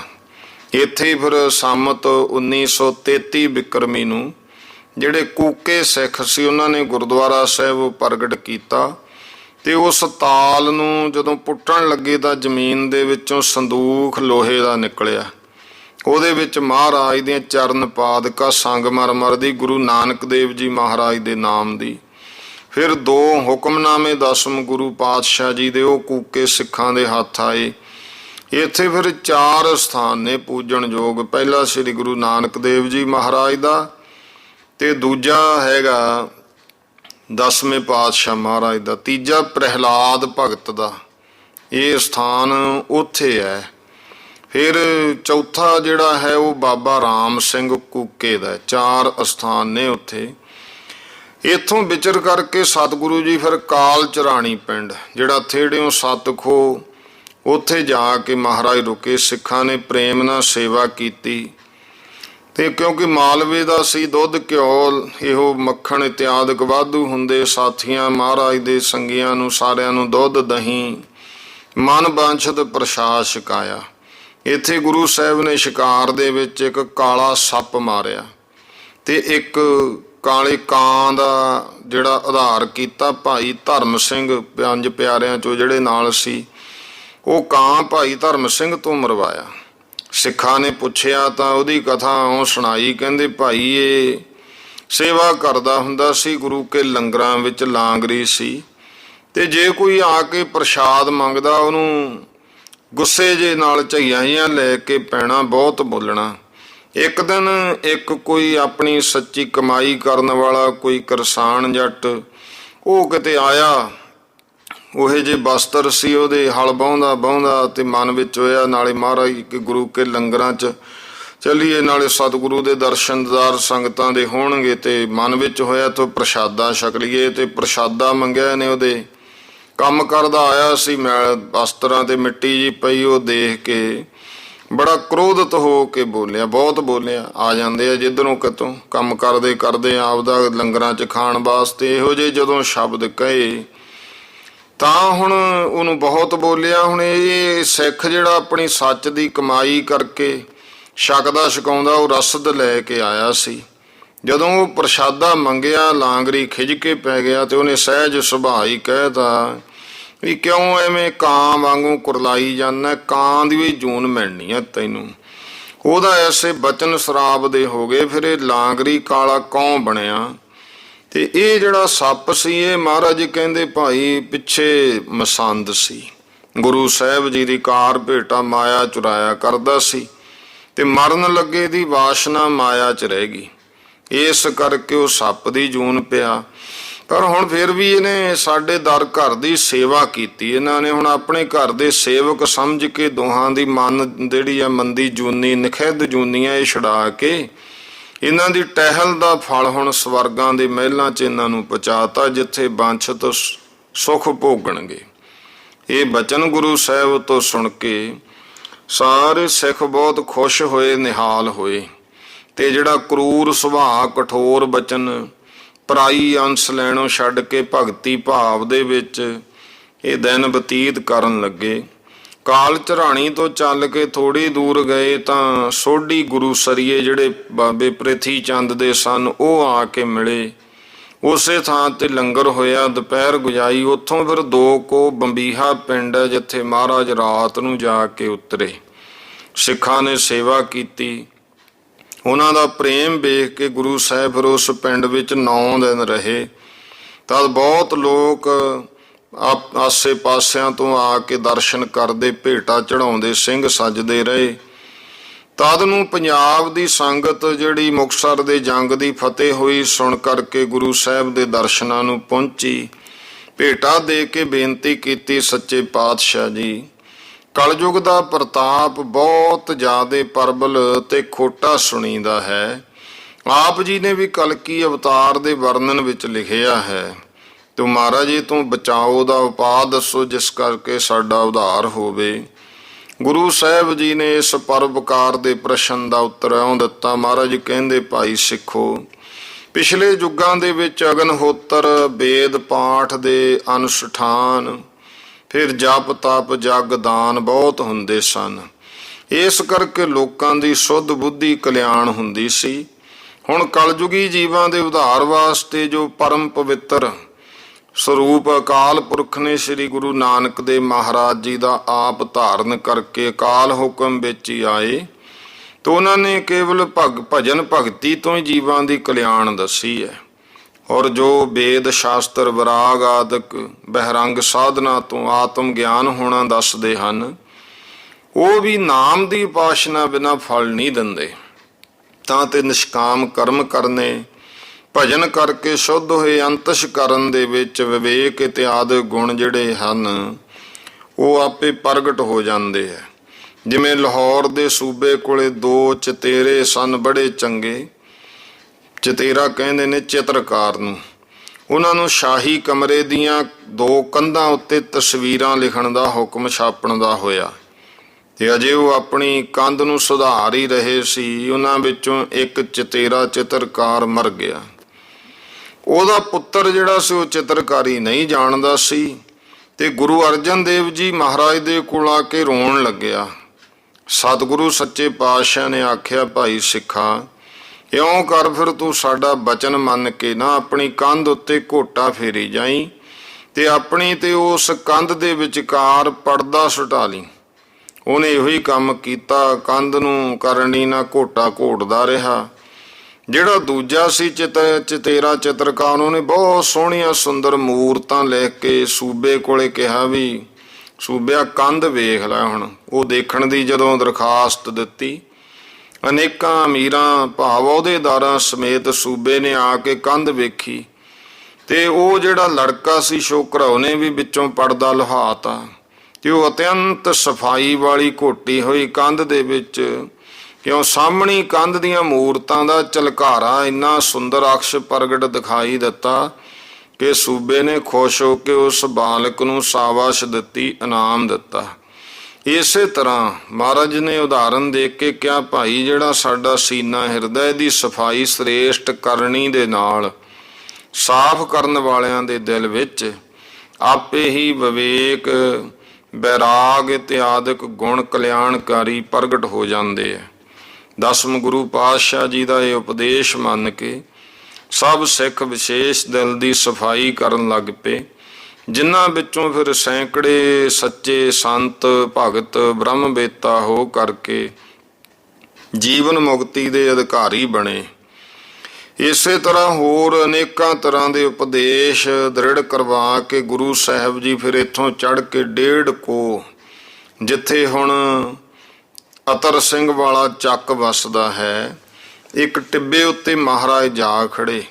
ਉੱਥੇ ਰੋਹਲਾ ਨਾਮ ਦਾ ਇੱਕ ਨਾਈ, ਉਹ ਤਿਲਕਰੇ ਸਿੱਧ ਦਾ ਚੇਲਾ ਸ਼ਹੀਦ ਹੋਇਆ ਸੀ, ਇਸ ਕਰਕੇ ਉਸ ਜਗ੍ਹਾ ਦਾ ਨਾਮ ਰੋਹਲਾ ਨਾਮ ਗੁਰਦੁਆਰਾ ਹੈ। ਉੱਥੋਂ 2 ਕੋ ਜੰਗੀ ਰਾਣੇ ਪਿੰਡ ਜਾ ਕੇ ਉਤਰੇ। ਸਿੱਖਾਂ ਨੇ ਬਹੁਤ ਸੇਵਾ ਕੀਤੀ, ਉੱਥੇ ਵੀ ਮਾਲਵੇ ਦੇ ਲੋਕਾਂ ਨੇ ਅੰਮ੍ਰਿਤ ਛਕਿਆ। ਅਗਲੇ ਦਿਨ ਦੁਪਹਿਰ ਸਾਹਿਬ ਚੰਦ ਪਿੰਡ ਠਹਿਰ ਕੇ ਮਾਲਕ ਜੀ ਚੰਦ ਦੁਪਹਿਰਾ ਜਿਹੜਾ ਹੈ, ਫਿਰ ਛੱਤਿਆਂ ਨੇ ਆ ਕੇ ਰਾਤ ਗੁਜ਼ਾਰੀ ਪਿੰਡ ਵਿੱਚ। ਦੂਜੇ ਦਿਨ ਜਦੋਂ ਉੱਥੋਂ ਤੁਰ ਕੇ ਚੜ੍ਹਦੇ ਵੱਲ ਇੱਕ ਬਹਿਮੀ ਫਕੀਰ ਦਾ ਟਿੱਬਾ ਸੀ, ਉਹਦੇ ਟਿੱਬੇ ਦੇ ਕੋਲ ਪਹੁੰਚੇ ਤਾਂ ਜਿਹੜੇ ਪਹਿਲਾਂ ਕਈ ਦਿਨਾਂ ਤੋਂ ਫਿਰ ਜਿਹੜੇ ਭਾਈ ਦਾਨ ਸਿੰਘ ਦੇ ਨਾਲ ਦੇ ਕੋਈ ਸਾਥੀ ਸਨ, ਜਿਹੜੇ ਉਹ ਤਨਖਾਹ ਤੇ ਰੱਖੇ ਹੋਏ ਸੀ, ਮਹਾਰਾਜ ਨੇ ਕਿਹਾ ਦਾਨ ਸਿੰਘ ਇਹਨਾਂ ਨੂੰ ਨਾਲ ਰੱਖੋ, ਤਨਖਾਹੀਏ। ਉਹਨਾਂ ਨੇ ਜਿਹੜਾ ਹੈ ਕਈ ਦਿਨਾਂ ਤੋਂ ਸਲਾਹਾਂ ਕਰਦੇ ਸੀ ਕਿ ਤਲਬ ਮੰਗੀਏ ਮਹਾਰਾਜ ਤੋਂ। ਭਾਈ ਦਾਨ ਸਿੰਘ ਬਰਾੜ ਨੇ ਕਹਿਣਾ ਆਪਣੇ ਉਹਨਾਂ ਤਨਖਾਹਦਾਰ ਜਿਹੜੇ ਸਿਪਾਹੀ ਸੀ ਉਹਨਾਂ ਨੂੰ ਵੀ ਕੋਈ ਨਹੀਂ, ਮਹਾਰਾਜ ਕਿਰਪਾ ਕਰਨਗੇ, ਉਹਨਾਂ ਨੂੰ ਵਰਜ ਦੇਣਾ। ਤਾਂ ਫਿਰ ਇੱਕ ਉੱਥੇ ਉਸ ਜਗ੍ਹਾ ਤੇ ਉਹਨਾਂ ਨੇ ਤਨਖਾਹ ਮੰਗ ਲਈ। ਗੁਰੂ ਸਾਹਿਬ ਨੇ ਆਖਿਆ, ਉਹ ਕਰਾਂ ਕਿਸੇ ਪਿੰਡ ਚੱਲ ਕੇ ਠਹਿਰਾਂਗੇ, ਸੰਗਤ ਆਊ, ਕਾਰ ਭੇਟ ਦੀ ਮਾਇਆ ਆਵੇਗੀ, ਉੱਥੇ ਤੁਹਾਡੀਆਂ ਤਲਬਾਂ ਦੇ ਦਿਆਂਗੇ। ਭਲਾ ਇਹ ਬਚਨ ਵੀ ਕਿੱਥੋਂ ਹੁਣੇ ਮੰਨਣ। ਆਖਣ ਲੱਗੇ ਤੁਸੀਂ ਸਾਨੂੰ ਟਾਲ ਰਹੇ ਹੋ, ਇੱਥੋਂ ਅੱਗੇ ਤਾਂ ਸਾਡਾ ਇਲਾਕਾ ਮੁੱਕ ਜਾਣਾ ਹੈ, ਇਦੋਂ ਅੱਗੇ ਤਾਂ ਸਾਬੋਕਿਆਂ ਦਾ ਦੇਸ਼ ਆ ਜਾਣਾ ਹੈ। ਡੱਲੇ ਹੁਣਾਂ ਦਾ, ਉੱਥੇ ਸਾਡੀ ਪੇਸ਼ ਨਹੀਂ ਜਾਣੀ। ਹੁਣ ਤਾਂ ਜ਼ੋਰ ਨਾਲ ਵੀ ਅਸੀਂ ਆਪਣੀ ਤਲਬ ਲੈ ਸਕਦੇ ਹਾਂ। ਤਾਂ ਉਸ ਸਮੇਂ ਫਿਰ ਕਲਗੀਧਰ ਪਾਤਸ਼ਾਹ ਮਹਾਰਾਜ ਦੇ ਘੋੜੇ ਦੇ ਅੱਗੇ ਖੜ ਗਏ, ਆਖਣ ਲੱਗੇ ਵੀ ਆਮ ਤੌਰ ਤੇ ਇੱਕ ਸ਼ਬਦ ਬਹੁਤ ਪ੍ਰਚਲਿਤ ਹੈ, ਬਰਾੜਾਂ ਨੇ ਤਨਖਾਹਾਂ ਮੰਗੀਆਂ। ਬਰਾੜਾਂ ਨੇ ਨਹੀਂ, ਉਹ ਦਾਨੇ ਬਰਾੜ ਦੇ ਸਾਥੀ ਨੌਕਰ ਸਿਪਾਹੀ ਸੀ, ਇਸ ਕਰਕੇ ਉਹ ਗੱਲ ਮਸ਼ਹੂਰ ਹੋ ਗਈ ਵੀ ਬਰਾੜਾਂ ਨੇ ਤਨਖਾਹਾਂ ਮੰਗੀਆਂ ਮਹਾਰਾਜ ਤੋਂ। ਅਸਲ ਵਿੱਚ ਉਹ ਦਾਨੇ ਬਰਾੜ ਦੇ ਨੌਕਰ ਸਨ, ਸਿਪਾਹੀ ਹੈ। ਹੁਣ ਉਹਨਾਂ ਵਿੱਚ ਕੋਈ ਕਿਸ ਜਾਤੀ ਦਾ, ਕੋਈ ਕਿਸ ਜਾਤੀ ਦਾ, ਕੋਈ ਹੈ, ਕੋਈ ਉਹਨਾਂ ਵਿੱਚ ਬਰਾੜ ਵੀ ਹੋਣਗੇ, ਕੋਈ ਹੋਰ ਵੀ ਹੋਣਗੇ, ਕੋਈ ਹੋਰ ਜਾਤਾਂ ਦੇ ਵੀ, ਸਾਰੇ ਸਿਪਾਹੀ ਸਨ। ਉਹ ਤਨਖਾਹ ਤੇ ਦਾਨੇ ਦੇ ਰੱਖੇ ਹੋਏ ਸੀ। ਮਹਾਰਾਜ ਨੇ ਨਾਲ ਲੈ ਲਏ ਵੀ ਇਹ ਸਾਡੇ ਨਾਲ ਰਹਿਣ, ਤਨਖਾਹ ਇਹਨਾਂ ਦੀ ਅਸੀਂ ਦੇਵਾਂਗੇ। ਇਹ ਵੀ ਗੁਰੂ ਸਾਹਿਬ ਦਾ ਕੌਤਕ ਹੀ ਸੀ। ਜਦੋਂ ਫਿਰ ਅੱਗੇ ਹੋ ਕੇ ਖੜ ਗਏ ਕਲਗੀਧਰ ਪਾਤਸ਼ਾਹ ਦੇ ਘੋੜੇ ਅੱਗੇ, ਕਹਿਣ ਲੱਗੇ ਵੀ ਮਹਾਰਾਜ ਤੁਸੀਂ ਤਾਂ ਆਪਣੀ ਸਿੱਖੀ ਸੇਵਕੀ ਵਿੱਚ ਦੇਸ਼ ਦਾ ਸੈਰ ਕਰਦੇ ਫਿਰਦੇ ਹੋ, ਅਸੀਂ ਹੁਣ ਕਿੱਥੋਂ ਤੱਕ ਪਿੱਛੇ ਲੱਗੇ ਫਿਰਾਂਗੇ। ਤਾਂ ਤੇ ਹੁਣ ਇਸੇ ਥਾਂ ਸਾਡੀ ਨੌਕਰੀ ਦਾ ਰੁਪਈਆ ਦੇਵੋ, ਜਿਹੜਾ ਕਿ ਲੈ ਕੇ ਅਸੀਂ ਘਰਾਂ ਨੂੰ ਜਾਈਏ। ਹੁਣ ਇੱਥੋਂ ਗਾਹਾਂ ਸਾਡਾ ਇਲਾਕਾ ਮੁੱਕ ਜਾਂਦਾ, ਅਸੀਂ ਤਾਂ ਜਾ ਨਹੀਂ ਸਕਦੇ। ਫਿਰ ਉਹਨਾਂ ਦਾ ਹੱਠ ਵੇਖ ਕੇ ਗੁਰੂ ਸਾਹਿਬ ਨੇ ਬਚਨ ਕੀਤਾ ਵੀ ਜਾਂ ਤਾਂ ਤੁਸੀਂ ਸਾਡੇ ਸਿੱਖ ਬਣੇ ਰਹੋ ਜਾਂ ਤਲਬਾਂ ਲੈ ਲਓ। ਉਹ ਕਹਿੰਦੇ ਵੀ ਮਹਾਰਾਜ ਸਿੱਖ ਤਾਂ ਹੁਣ ਅਸੀਂ ਤੁਹਾਡੇ ਨਾਲ ਹੀ ਆ, ਸਦਾ ਹੀ ਆ ਗੁਰੂ ਕੇ, ਪਰ ਹੁਣ ਦੌਲਤ ਵੀ ਚਾਹੀਦੀ ਆ, ਤਨਖਾਹਾਂ ਵੀ ਚਾਹੀਦੀਆਂ, ਉਹ ਬਖਸ਼ੋ। ਜੋ ਤੁਸੀਂ ਕਹਿੰਦੇ ਹੁੰਦੇ ਸੀ ਢਾਲਾਂ ਭਰ ਭਰ ਕੇ ਤੁਹਾਨੂੰ ਰੁਪਈਏ ਦੇਵਾਂਗੇ, ਤੇ ਨਾਲੇ ਮੀਂਹ ਬਰਸਾਓ ਜਿਹਦੀ ਹੁਣ ਇਸ ਵੇਲੇ ਬਹੁਤ ਦੇਸ਼ ਨੂੰ ਲੋੜ ਹੈ। ਇਹ ਗੱਲ ਸੁਣ ਕੇ ਫਿਰ ਗੁਰੂ ਕਲਗੀਧਰ ਪਾਤਸ਼ਾਹ ਨੇ ਆਕਾਸ਼ ਵੱਲ ਇੱਕ ਤੀਰ ਛੱਡਿਆ, ਬੱਦਲ ਹੋ ਕੇ ਗੋਲੇ ਤੇ ਮੀਂਹ ਬਰਸਣ ਲੱਗਿਆ, ਤੇ ਉਹ ਜਿਹੜੇ ਫਿਰ ਸਾਨੂੰ ਝਾੜਾਂ ਬਣਾ ਹੇਠਾਂ ਜਾ ਲੁਕੇ। ਗੁਰੂ ਸਾਹਿਬ ਨੇ ਉਸੇ ਥਾਂ ਘੋੜਾ ਖੜਾ ਕਰ ਰੱਖਿਆ, ਤੇ ਸਿੱਖਾਂ ਨੇ ਗੁਰੂ ਸਾਹਿਬ ਦੇ ਉੱਤੋਂ ਦੀ ਲੋਏ ਤਾਣ ਤੇ ਮੀਂਹ ਹਟੇ ਤੋਂ ਸਤਿਗੁਰੂ ਜੀ ਉੱਥੇ ਉਤਰੇ। ਤਦ ਨੂੰ ਪਿਛਲਾ ਵਹੀਰ ਵੀ ਆ ਗਿਆ, ਤੇ ਵਹੀਰ ਵਿੱਚੋਂ ਇੱਕ ਸਿੱਖ ਨੇ ਖੱਚਰ ਸੀ ਰੁਪਈਆਂ ਦੀ, ਅਸ਼ਰਫੀਆਂ ਦੀ ਲੱਦੀ ਹੋਈ, ਉਹ ਗੁਰੂ ਸਾਹਿਬ ਅੱਗੇ ਲਿਆ ਕੇ ਢਾਲੀ ਬੇਨਤੀ ਕੀਤੀ, ਮਹਾਰਾਜ ਇਹ ਖਜ਼ਾਨਾ ਕੁਬੇਰ ਨੇ ਤੁਹਾਡੇ ਲਈ ਭੇਜਿਆ। ਆਇਆ ਸੀ ਉਹ ਕਾਬਲ ਘਨਾਰ ਵੱਲੋਂ। ਮਹਾਰਾਜ ਨੇ 8 ਆਨੇ ਰੋਜ਼ ਦੇ ਹਿਸਾਬ ਨਾਲ ਅਸਵਾਰ ਤੇ 4 ਆਨੇ ਰੋਜ਼ ਦੇ ਪਿਆਦੇ ਨੂੰ ਗਿਣ ਕੇ ਤਲਬਾਂ ਵਰਤਾਤੀਆਂ। 500 ਸਵਾਰ ਤੇ 900 ਪਿਆਦਾ ਸੀ ਉਹ। ਤੇ ਫਿਰ ਜਦੋਂ ਭਾਈ ਦਾਨ ਸਿੰਘ ਅਸਪਾਲੀਆ, ਜਿਹੜਾ ਉਸ ਸਮੇਂ ਇਹ ਬਰਾੜ ਘੋੜਿਆਂ ਦੀ ਸੇਵਾ ਕਰਦਾ ਜਥੇਦਾਰ ਸੀ ਉਹਨਾਂ ਦਾ, ਉਹਨੂੰ ਕਹਿੰਦੇ ਬਰਾੜਾ ਤੂੰ ਵੀ ਤਨਖਾਹ ਲੈ ਲਾ, ਵਰਤ ਰਹੀ ਹੈ। ਉਹਨੇ ਹੱਥ ਜੋੜ ਕੇ ਦਾਨ ਸਿੰਘ ਬਰਾੜ ਨੇ ਬੇਨਤੀ ਕੀਤੀ ਵੀ ਸੱਚੇ ਪਾਤਸ਼ਾਹ ਮੈਨੂੰ ਸਿੱਖੀ ਬਖਸ਼ੋ, ਦੁੱਧ ਪੁੱਤਰ ਘੋੜੇ ਰੁਪਈਏ ਮੇਰੇ ਘਰ ਆਪ ਜੀ ਦਾ ਬਖਸ਼ਿਆ ਸਭ ਕੁਝ ਹੈ, ਕਿਰਪਾ ਕਰੋ ਇਹਨਾਂ ਬੇਸਮਝਾਂ ਵੱਲ ਨਾ ਦੇਖੋ, ਮੈਨੂੰ ਐਸੀ ਸਿੱਖੀ ਬਖਸ਼ੋ ਜੋ ਸਾਰੇ ਦੇਸ਼ ਵਿੱਚ ਵਰਤੀ ਰਹੇ। ਦਾਨ ਸਿੰਘ ਦੀ ਬੜੇ ਰਸ ਵਾਲੀ ਇਹ ਸੱਚੀ ਬੇਨਤੀ ਸੁਣ ਕੇ ਮਹਾਰਾਜ ਕਹਿਣ ਲੱਗੇ, ਮਹਾ ਸਿੰਘਾ, ਕਹਿੰਦੇ ਭਾਈ ਦਾਨ ਸਿੰਘਾ ਦੇਖ, ਮਹਾ ਸਿੰਘ ਨੇ ਮਾਝੇ ਵਿੱਚ ਤੇ ਤੂੰ ਦਾਨ ਸਿੰਘਾ ਮਾਲਵੇ ਵਿੱਚ ਸਿੱਖੀ ਦਾ ਬੀਜ ਰੱਖ ਦਿਖਾਇਆ, ਜਿਹੜਾ ਸਮਾਂ ਪਾ ਕੇ ਘਰ ਘਰ ਹੋਵੇਗੀ ਇਹ ਸਿੱਖੀ। ਅਸੀਂ ਤੈਨੂੰ ਸਿੱਖੀ ਬਖਸ਼ੀ, ਪਰ ਤੂੰ ਇਹ ਆਪਣੇ ਪੁੱਤਰਾਂ ਸਮੇਤ ਖੰਡੇ ਦਾ ਅੰਮ੍ਰਿਤ ਛਕ ਕੇ ਸਿੰਘ ਸਜ ਜਾ, ਇਹ ਜਗਤ ਝੂਠ ਹੁੱਕਾ ਨਾ ਪੀਆ ਕਰੋ, ਕੇਸ ਰੱਖੋ। ਇਧਰ ਨੂੰ ਤਮਾਕੂ ਵਰਤਦੇ ਹੁੰਦੇ ਸੀ ਪਹਿਲੇ। ਉਹ ਕਹਿਣ ਲੱਗਿਆ ਜੀ ਜੇ ਹੁੱਕਾ ਨਾ ਪੀਏ, ਹੁਣ ਅਸੀਂ ਤਾਂ ਆਦੀ ਹੋ ਗਏ, ਢਿੱਡ ਆਫਰ ਜਾਂਦਾ। ਬਚਨ ਹੋਇਆ ਮਹਾਰਾਜ ਜੀ ਕਹਿੰਦੇ ਹੁਣ ਨਹੀਂ ਕਦੇ ਆਫਰੂਗਾ, ਅਸੀਂ ਤੇਰੇ ਸਾਰੇ ਕਸ਼ਟ ਕੱਟੇ। ਫਿਰ ਉਹ ਕਹਿਣ ਲੱਗਿਆ ਮਹਾਰਾਜ ਵੀ ਅਸੀਂ ਤਾਂ ਇੱਥੇ ਇਹ ਝਾੜੀਆਂ ਰੇਤੇ 'ਚ ਫਿਰਦੇ ਆ, ਉਹ ਕੇਸ ਕਟਾਏ ਹੁੰਦੇ ਸੀ ਸਿਰ ਰੋਡੇ। ਕਹਿੰਦਾ ਮਹਾਰਾਜ ਨੇ ਕੇਸ ਕਿਉਂ ਰਖਾਉਂਦੇ ਹੋ, ਫਿਰ ਮੈਨੂੰ ਰੋਡਾ ਭੁੱਡਾ ਹੀ ਸਿੱਖ ਸਮਝ ਲਓ। ਮਹਾਰਾਜ ਕਹਿਣ ਲੱਗੇ ਵੀ ਅਵਲ ਤਾਂ ਸਾਡਾ ਸੱਚਾ ਸਿੱਖ ਕੋਈ ਜਾਮ ਲੋਕ ਨੂੰ ਜਾਂਦਾ ਹੀ ਨਹੀਂ ਹੈ। ਦਾਨ ਸਿੰਘਾ ਭਲਾ ਜੇ ਕੋਈ ਖੋਟੇ ਕਰਮਾਂ ਕਰਕੇ ਜਾਂਦਾ ਹੈ ਨਾ, ਤਾਂ ਅਸੀਂ ਉਹਨੂੰ ਕੇਸਾਂ ਤੋਂ ਫੜ ਕੇ ਨਰਕ ਚੋਂ ਕੱਢ ਲੈਂਦੇ ਹਾਂ। ਤੇ ਉਹ ਦਾਨ ਸਿੰਘ ਨੇ ਦਾੜੀ ਰੱਖੀ ਹੈ ਜਿਹੜੀ ਲੰਮੀ ਸੀ, ਉਹਦੀ ਸਿਰ ਮਨਾਇਆ ਹੁੰਦਾ ਸੀ, ਉੱਤੇ ਦੁਪੱਟਾ ਪੱਗ ਬੰਨ੍ਹ ਲੈਣੀ, ਤੇ ਉਹ ਅੱਗੇ ਕਰਕੇ ਕਹਿੰਦਾ ਮਹਾਰਾਜ ਮੈਨੂੰ ਆਹ ਦਾੜੀਓਂ ਫੜ ਕੇ ਖਿੱਚ ਲਿਓ। ਗੁਰੂ ਸਾਹਿਬ ਹੱਸ ਪਏ, ਬਚਨ ਕੀਤਾ ਵੀ ਇਹ ਮਲਵਈ ਸਿੱਧੇ ਸਾਦੇ ਲੋਕ ਹੈ, ਗੁਰੂ ਸਾਹਿਬ ਦੀ ਸਿੱਖੀ ਦ੍ਰਿੜ ਬਣੀ ਰਹੇਗੀ। ਮਹਾਰਾਜ ਕਹਿਣ ਲੱਗੇ, ਦਾਨ ਸਿੰਘਾ, ਗੁਰੂ ਦਾ ਬਚਨ ਮੰਨੀਦਾ ਹੁੰਦਾ ਹੈ। ਫਿਰ ਭਾਈ ਦਾਨ ਸਿੰਘ ਮਹਾਰਾਜ ਦੇ ਚਰਨੀ ਲੱਗਿਆ ਤੇ ਦਾਨ ਸਿੰਘ ਨੇ ਪੁੱਤਰਾਂ ਸਮੇਤ ਅੰਮ੍ਰਿਤ ਛਕਿਆ, ਸਿੰਘ ਸਜ ਗਿਆ ਤੇ ਉਹਦੇ ਨਾਲ ਦੇ ਹੋਰ ਵੀ ਬਹੁਤ ਸਾਰੇ ਬਰਾੜਾਂ ਨੇ ਸਿੰਘ ਸਜਾ ਅੰਮ੍ਰਿਤ ਛਕੇ। ਜਿਹੜੀ ਮਾਇਆ ਤਲਬਾਂ ਦੇ ਕੇ ਬਚੀ ਸੀ, ਗੁਰੂ ਸਾਹਿਬ ਨੇ ਉਸੇ ਥਾਂ ਤੇ ਦਬਾਤੀ। ਤੇ ਜਦੋਂ ਫਿਰ ਮਹਾਰਾਜ ਚਲੇ ਗਏ, ਉਹ ਜਿਹੜੇ ਸਿਪਾਹੀ ਸੀਗੇ ਜਿਨ੍ਹਾਂ ਨੇ ਮੰਗੀਆਂ ਤਨਖਾਹਾਂ, ਉਹਨਾਂ ਸੋਚਿਆ ਮਹਾਰਾਜ ਇੱਥੇ ਦੱਬ ਕੇ ਗਏ ਆ, ਆਪਾਂ ਕੱਢ ਹੀ ਲਿਆ। ਜਦੋਂ ਆਏ ਚੋਰੀਆਂ ਕੱਢਣ, ਉਹ ਲੱਭੀ ਨਹੀਂ, ਉਹ ਮਾਇਆ ਗੁਪਤ ਆਈ, ਗੁਪਤ ਕਰਾਈ। ਇਸ ਕਰਕੇ ਫਿਰ ਉਸ ਥਾਂ ਦਾ ਨਾਂ ਗੁਪਤਸਰ ਅਸਥਾਨ ਬਣਿਆ, ਗੁਰਦੁਆਰਾ ਗੁਪਤਸਰ ਸਾਹਿਬ। ਉੱਥੋਂ ਫਿਰ ਹੋਰ ਵੀ ਜਿਹੜੇ ਸਨ ਉਹ ਆਪੋ ਆਪਣੇ ਘਰਾਂ ਨੂੰ ਚਲੇ ਗਏ। ਭਾਈ ਦਾਨ ਸਿੰਘ ਆਪਣੇ ਸਾਥੀ ਜਿਹੜੇ ਹੋਰ ਗੁਰਸਿੱਖ ਸਜੇ 20 ਕੁ ਸਿੱਖਾਂ ਸਮੇਤ ਗੁਰੂ ਸਾਹਿਬ ਦੇ ਨਾਲ ਰਿਹਾ। ਉਹਨਾਂ ਗੁਰੂ ਸਾਹਿਬ ਅੱਗੇ ਬੇਨਤੀ ਕੀਤੀ, ਸੱਚੇ ਪਾਤਸ਼ਾਹ ਵੀ ਮੇਰੇ ਘਰ ਚਰਨ ਪਾ ਕੇ ਘਰ ਨੂੰ ਪਵਿੱਤਰ ਕਰੋ। ਉਹਦਾ ਪ੍ਰੇਮ ਵੇਖ ਕੇ ਗੁਰੂ ਸਾਹਿਬ ਤੀਜੇ ਪਹਿਰ ਸ਼ਿਕਾਰ ਖੇਡਦੇ ਇੱਕ ਜੰਗਲ ਵਿੱਚ ਜਾ ਖੜੇ। ਭਾਈ ਦਾਨ ਸਿੰਘ ਦਾ ਨਗਰ ਦਾਨਾ ਵਾਲਾ, ਉੱਥੋਂ 1.25 ਕੋ ਸਿੱਖਾਂ ਨੇ ਦੱਸਿਆ। ਗੁਰੂ ਸਾਹਿਬ ਕਹਿਣ ਲੱਗੇ, ਸੋਦਰ ਦਾ ਵਕਤ ਹੋ ਗਿਆ, ਇਹ ਧਰਤੀ ਇਹ ਭੂਮੀ ਵੀ ਸੁੰਦਰ ਪਵਿੱਤਰ ਹੈ, ਹੁਣ ਇੱਥੇ ਹੀ ਡੇਰਾ ਰੱਖਾਂਗੇ। ਦਾਨ ਸਿੰਘ ਬਚਨ ਮੰਨ ਕੇ ਰਸਦ ਤੇ ਪਲੰਗ ਲਿਆਇਆ ਆਪਣੇ ਘਰ ਤੋਂ। ਪਲੰਗ ਮਹਾਰਾਜ ਵਾਸਤੇ ਸਜਾਤਾ, ਉਸੇ ਥਾਂ ਤੇ ਲੰਗਰ ਸਜਿਆ ਤੇ ਇੱਕ ਸੂਮਾ ਚੌਧਰੀ ਬੂਰੀ ਮੈਂਹ ਦਾ ਦੁੱਧ ਲੈ ਕੇ ਆਇਆ। ਸਾਹਿਬਾਂ ਨੇ ਛਕ ਕੇ ਆਖਿਆ, ਸੂਮਿਆ ਦੁੱਧ ਬੂਰੀ ਮੱਝ ਦਾ ਹੈ, ਕਿਹੋਸ ਮੈਂ ਮਾਲਵੇ ਲਿਖਣ ਵਾਲਿਆਂ ਕਿਹੋਸ ਆਹੋ ਜੀ। ਉਹ ਕਹਿੰਦਾ ਹਾਂਜੀ, ਜਿਵੇਂ ਹੁਣ ਮਾਲ ਵਿੱਚ ਆਵੇਗਾ ਕਿ ਆਹੋ। ਕਹਿਣ ਲੱਗਿਆ, ਆਹੋ ਜੀ। ਅਗਲੇ ਦਿਨ ਫਿਰ ਲਾਂਭਾ ਤੋਂ ਪਿੰਡ ਦੇ ਹੁਮ ਹੁਮਾ ਕੇ ਹੋਰ ਵੀ ਲੋਕ ਦਰਸ਼ਨ ਨੂੰ ਆਏ ਤੇ ਕੜਾਹ ਪ੍ਰਸ਼ਾਦ ਦੀਆਂ ਪ੍ਰਾਂਤਾਂ ਭਰ ਲਿਆਏ।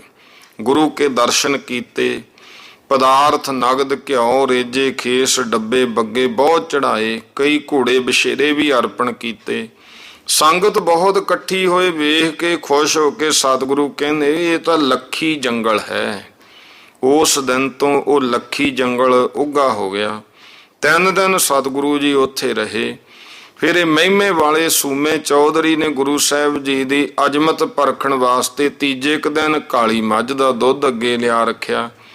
ਗੁਰੂ ਸਾਹਿਬ ਕਹਿਣ ਲੱਗੇ, ਸੂਮਿਆ ਅੱਜ ਕਾਲੀ ਮੈਂਹ ਦਾ ਦੁੱਧ ਪਿਲਾ ਕੇ ਕਰਾਮਾਤ ਮੰਗਦਾ ਹੈ, ਕਰਾਮਾਤ ਇਸ ਸਥਾਨ ਵਿੱਚ ਹੋਊਗੀ। ਇੱਥੇ ਸ੍ਰੀ ਗੁਰੂ ਨਾਨਕ ਦੇਵ ਜੀ ਮਹਾਰਾਜ ਨੇ ਆਪਣੀ ਉਚਾਰੀ ਹੋਈ ਬਾਣੀ ਦਾ ਆਪ ਜਪਜੀ ਸਾਹਿਬ ਦਾ 1.25 ਲੱਖ ਪਾਠ ਕੀਤਾ ਹੈ। ਜੋ ਕੋਈ ਗੁਰੂ ਕਾ ਸਿੱਖ ਮਨ ਇੰਦਰੀਆਂ ਰੋਕ ਕੇ ਇੱਥੇ ਮਹਾਰਾਜ ਕਹਿੰਦੇ 1.25 ਲੱਖ ਪਾਠ ਜਪਜੀ ਸਾਹਿਬ ਦਾ ਕਰੇਗਾ ਨਾ, ਉਹਨੂੰ ਸਿੱਧੀਆਂ ਦੀ ਪ੍ਰਾਪਤੀ ਹੋਊਗੀ।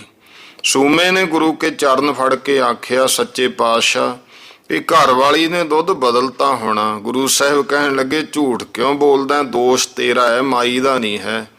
ਹੁਣ ਤਾਂ ਬਖਸ਼ਿਆ, ਪਰ ਫੇਰ ਕਿਸੇ ਪੀਰ ਫਕੀਰ ਦਾ ਅੰਤਰਾ ਨਾ ਲਈ। ਅਗਲੇ ਦਿਨ ਭਾਈ ਦਾਨ ਸਿੰਘ ਨੇ ਆਪਣੇ ਘਰ ਲਿਜਾ ਕੇ ਬੜੇ ਪ੍ਰੇਮ ਨਾਲ ਪ੍ਰਸ਼ਾਦ ਛਕਾਇਆ ਤੇ ਇੱਕ ਅਬਲਖ ਬਛੇਰਾ ਸੀ ਉਹਦੇ ਕੋਲੇ, ਉਹ ਅਰਦਾਸ ਕਰਾਇਆ। ਇੱਥੋਂ ਤੁਰੇ ਤਾਂ ਜੈਤੋਂ ਪਿੰਡ ਦੀ ਸੰਗਤ ਆ ਕੇ ਮਿਲੀ। ਗੁਰੂ ਸਾਹਿਬ ਜੀ ਮਾਲ ਦੇ ਹੇਠਾਂ ਉੱਤਰ ਬੈਠੇ, ਸਿੱਖਾਂ ਨੇ ਲੋਏ ਵਿਛਾਤੇ, ਜਿਹੜਾ ਪ੍ਰਸਾਦ ਤੇ ਦੁੱਧ ਲਿਆਏ ਉੱਥੇ ਹੀ ਫਿਰ ਛਕਿਆ ਛਕਾਇਆ। ਸੰਗਤਾਂ ਨੂੰ ਸੱਚਾ ਉਪਦੇਸ਼ ਦ੍ਰਿੜ ਨਿਹਾਲ ਕਰਕੇ ਫਿਰ ਉੱਥੋਂ ਮੁੜ ਕੇ ਗੁਰੂ ਸਾਹਿਬ ਜੀ ਗੁਪਤਸਰ ਆ ਕੇ ਉਤਰੇ ਤੇ ਉਸੇ ਫਿਰ ਛੱਤਿਆਣੇ ਪਿੰਡ ਵਿੱਚ ਇੱਕ ਸੈਯਦ ਬਹਿਮੀ ਸ਼ਾਹ ਨਾਮ ਦਾ ਮੁਸਲਮਾਨ ਫਕੀਰ ਕਰਾਮਾਤੀ ਮੰਨਿਆ ਹੋਇਆ ਉਹ ਰਹਿੰਦਾ ਹੁੰਦਾ ਸੀ। ਉਹ ਸੱਚੀ ਬੰਦਗੀ ਵਾਲਾ ਤੇ ਬਿਨਾਂ ਪੱਖਪਾਤੀ ਸੰਤ ਸੀ। ਇਸ ਕਰਕੇ ਜਦ ਉਹਨੇ ਗੁਰੂ ਸਾਹਿਬ ਦੀ ਮਹਿਮਾ ਸੁਣੀ ਔਰ ਇਹ ਮੀਂਹ ਬਰਸਾਉਣ ਤੇ ਧਨ ਵਰਤਾਉਣ ਦੀ ਸ਼ਕਤੀ ਪ੍ਰਤੱਖ ਵੇਖੀ, ਉਹਨੇ ਗੁਰੂ ਸਾਹਿਬ ਦੇ ਆ ਕੇ ਚਰਨ ਫੜੇ, ਬੇਨਤੀ ਕੀਤੀ, ਸੱਚੇ ਪਾਤਸ਼ਾਹ ਮੈਂ ਸਾਰੇ ਮਜ਼ਹਬਾਂ ਦਾ ਵਿਰਤਾਂਤ ਨਿਰਾ ਪੜ੍ਹਿਆ ਸੁਣਿਆ ਨਹੀਂ, ਚੰਗੀ ਤਰ੍ਹਾਂ ਪਰਖ ਵੀ ਲਿਆ, ਪਰ ਸਾਰੇ ਮਜ਼ਹਬਾਂ ਵਿੱਚ ਪੋਲ ਤੇ ਪਖੰਡ ਭਰਿਆ ਪਿਆ। ਇਹ ਖਾਲਸੇ ਤੋਂ ਬਿਨਾ ਹੋਰ ਕੋਈ ਖਾਲਸ ਨਹੀਂ ਹੈ। ਇਹ ਖਾਲਸ ਧਰਮ ਜਿਹੜਾ ਹੈ, ਮਜ਼ਹਬ, ਇਹੀ ਅਸਲ ਖਾਲਸਾ ਹੈ। ਹਿੰਦੂ ਆਪਣੇ ਨਿਸ਼ਚੇ ਅਨੁਸਾਰ 84 ਲੱਖ ਜੀਵਾਂ ਦੀਆਂ ਜੂਨੀਆਂ ਵਿੱਚ ਹਰਟ ਦੀਆਂ ਟਿੰਡਾਂ ਵਾਂਗੂ ਪਏ ਭਰਮ ਦੇ ਭਟਕਦੇ ਆ। ਤੁਰਕ ਆਪਣੇ ਯਕੀਨ ਦੇ ਬੰਨੇ ਹੋਏ ਕਰਾਮਾਤ ਦੇ ਰੋਜ਼ ਤੱਕ ਬਦਬੂ ਦਾ ਘਰ ਗੰਦੀਆਂ ਗੋਰਾਂ ਵਿੱਚ ਪੈ ਕੇ ਠੰਡੀ ਪਾਉਣ ਨੂੰ ਤਰਸਦੇ ਆ। ਇਹ ਖਾਲਸਾ ਪੰਥ ਜਿਹੜਾ ਤੀਜਾ ਪੰਥ ਹੈ, ਹਿੰਦੂ ਤੁਰਕ ਤੋਂ ਵੱਖਰਾ ਹੈ। ਇਹ ਆਪਣੇ ਨਿਸ਼ਚੇ ਅਨੁਸਾਰ ਸੱਚਖੰਡ ਦਾ ਨਿਵਾਸੀ ਹੋ ਜਾਂਦਾ ਹੈ। ਇੱਕ ਤਾਂ ਇਸ ਗੱਲੋਂ ਇਹ ਮਤ ਮੈਨੂੰ ਪਸੰਦ ਹੈ ਜੋ ਕਰਮ ਦਾ ਫਲ ਭਾਵਨਾ ਅਨੁਸਾਰ ਲੱਭਦਾ ਹੈ। ਦੂਜਾ ਕਹਿਣ ਲੱਗਿਆ, ਮਹਾਰਾਜ ਵੀ ਇਹ ਤੁਹਾਡੇ ਇਸ ਖਾਲਸੇ ਪੰਥ ਵਿੱਚ ਅੰਗ ਭੰਗ ਕਰਕੇ ਪਰਮੇਸ਼ਰ ਦੀ ਰਚਨਾ ਵਿਗਾੜ ਕੇ ਉਹਦਾ ਗੁਨਾਹ ਨਹੀਂ ਕੋਈ ਹੁੰਦਾ ਹੈ। ਇਸ ਵਾਸਤੇ ਮੈਂ ਆਪ ਜੀ ਦਾ ਸਿੱਖ ਖਾਲਸਾ ਬਣਨਾ ਚਾਹੁੰਦਾ। ਆਪ ਕਿਰਪਾ ਕਰਕੇ ਮੈਨੂੰ ਆਪਣਾ ਦਾਸ ਬਣਾਓ। ਉਹ ਸੰਤ ਦੇ ਸੱਚੇ ਬਚਨ ਸੁਣ ਕੇ ਸਾਰੇ ਸਿੱਖ ਤੇ ਗੁਰੂ ਸਾਹਿਬ ਖੁਸ਼ ਹੋਏ। ਸਰਬ ਖਾਲਸੇ ਦੀ ਮਰਜ਼ੀ ਵੇਖ ਕੇ ਜਦ ਗੁਰੂ ਸਾਹਿਬ ਨੇ ਉਹਨੂੰ ਸਿੱਖ ਹੋਣ ਦੀ ਆਗਿਆ ਦਿੱਤੀ ਤਾਂ ਉਸੇ ਵੇਲੇ ਉਹਨੇ ਘਿਓ ਖੰਡ ਮੈਦਾ ਤਿੰਨੇ ਸਵਾ ਮਣ ਕੜਾਹ ਪ੍ਰਸ਼ਾਦ ਵਾਸਤੇ ਹਾਜ਼ਰ ਕਰਤੇ। ਬਾਕੀ ਸਾਰੇ ਡੇਰੇ ਨੂੰ ਕੜਾਹ ਪੂਰੀਆਂ ਦੇ ਭੰਡਾਰੇ ਵਾਸਤੇ ਰਸਦ, ਘੋੜਿਆਂ ਵਾਸਤੇ ਦਾਣਾ ਨੀਰਾ ਮੰਗਾਤਾ। ਗੁਰੂ ਸਾਹਿਬ ਨੇ ਅੰਮ੍ਰਿਤ ਤਿਆਰ ਕਰਵਾ ਕੇ ਫਿਰ ਪੰਜ ਪਿਆਰੇ ਤੇ ਭਾਈ ਮਾਨ ਸਿੰਘ ਉਹਨੇ ਸਾਰੇ, ਉਦੋਂ ਫਿਰ ਮਹਾਰਾਜ ਨੇ ਉਹਦੇ ਹੱਥੋਂ ਉਹਨੂੰ ਜਿਹੜਾ ਹੈ ਛਕਵਾਇਆ ਅੰਮ੍ਰਿਤ, ਤੇ ਉਹਦਾ ਨਾਮ ਫਿਰ ਅਜਮੇਰ ਸਿੰਘ ਰੱਖਿਆ। ਪਰ ਵੱਡੀ ਮਹਿਮਾ ਨਾਲ ਸਿੰਘ ਸਜਣ ਕਰਕੇ ਖਾਲਸਾ ਜੀ ਉਹਨੂੰ ਮਹਿਮਾ ਸਿੰਘ ਕਹਿ ਕੇ ਬੁਲਾਉਂਦਾ ਰਿਹਾ, ਕਿਉਂਕਿ ਉਹ ਗੁਰੂ ਸਾਹਿਬ ਦੀ ਵੱਡੀ ਸ਼ਰਧਾ ਨਾਲ ਸੇਵਾ ਕਰਦਾ ਹੋਇਆ ਦੱਖਣ ਨੂੰ ਗਿਆ। ਅਜਮੇਰ ਸਿੰਘ ਦਾ ਭੰਡਾਰਾ ਛਕ ਕੇ ਗੁਰੂ ਸਾਹਿਬ ਤਿਆਰ ਹੋਏ ਤਾਂ ਭਾਈ ਦੇ ਕੋਟ ਇੱਥੋਂ ਦੇ ਸਿੱਖ ਆਪਣੇ ਨਗਰ ਚ ਲੈ ਗਏ। ਰਾਹ ਵਿੱਚ ਸਾਹਿਬ ਚੰਦ ਵਾਲੇ ਉਤਰ ਕੇ ਸ਼ਰਧਾਈ ਆਦਿਕ ਛਕ ਕੇ ਤਰਕਾਲਾਂ ਨੂੰ ਭਾਈ ਦੇ ਕੋਟ ਜਾ ਕੇ ਰਹੇ। ਇਹ ਪਿੰਡ ਭਾਈ ਭਗਤੂ ਨੇ ਵਸਾਇਆ ਸੀ, ਜਿਸ ਕਰਕੇ ਫਿਰ ਇਹਨੂੰ ਭਾਈ ਦਾ ਕੋਟ ਕਹਿੰਦੇ ਸਨ।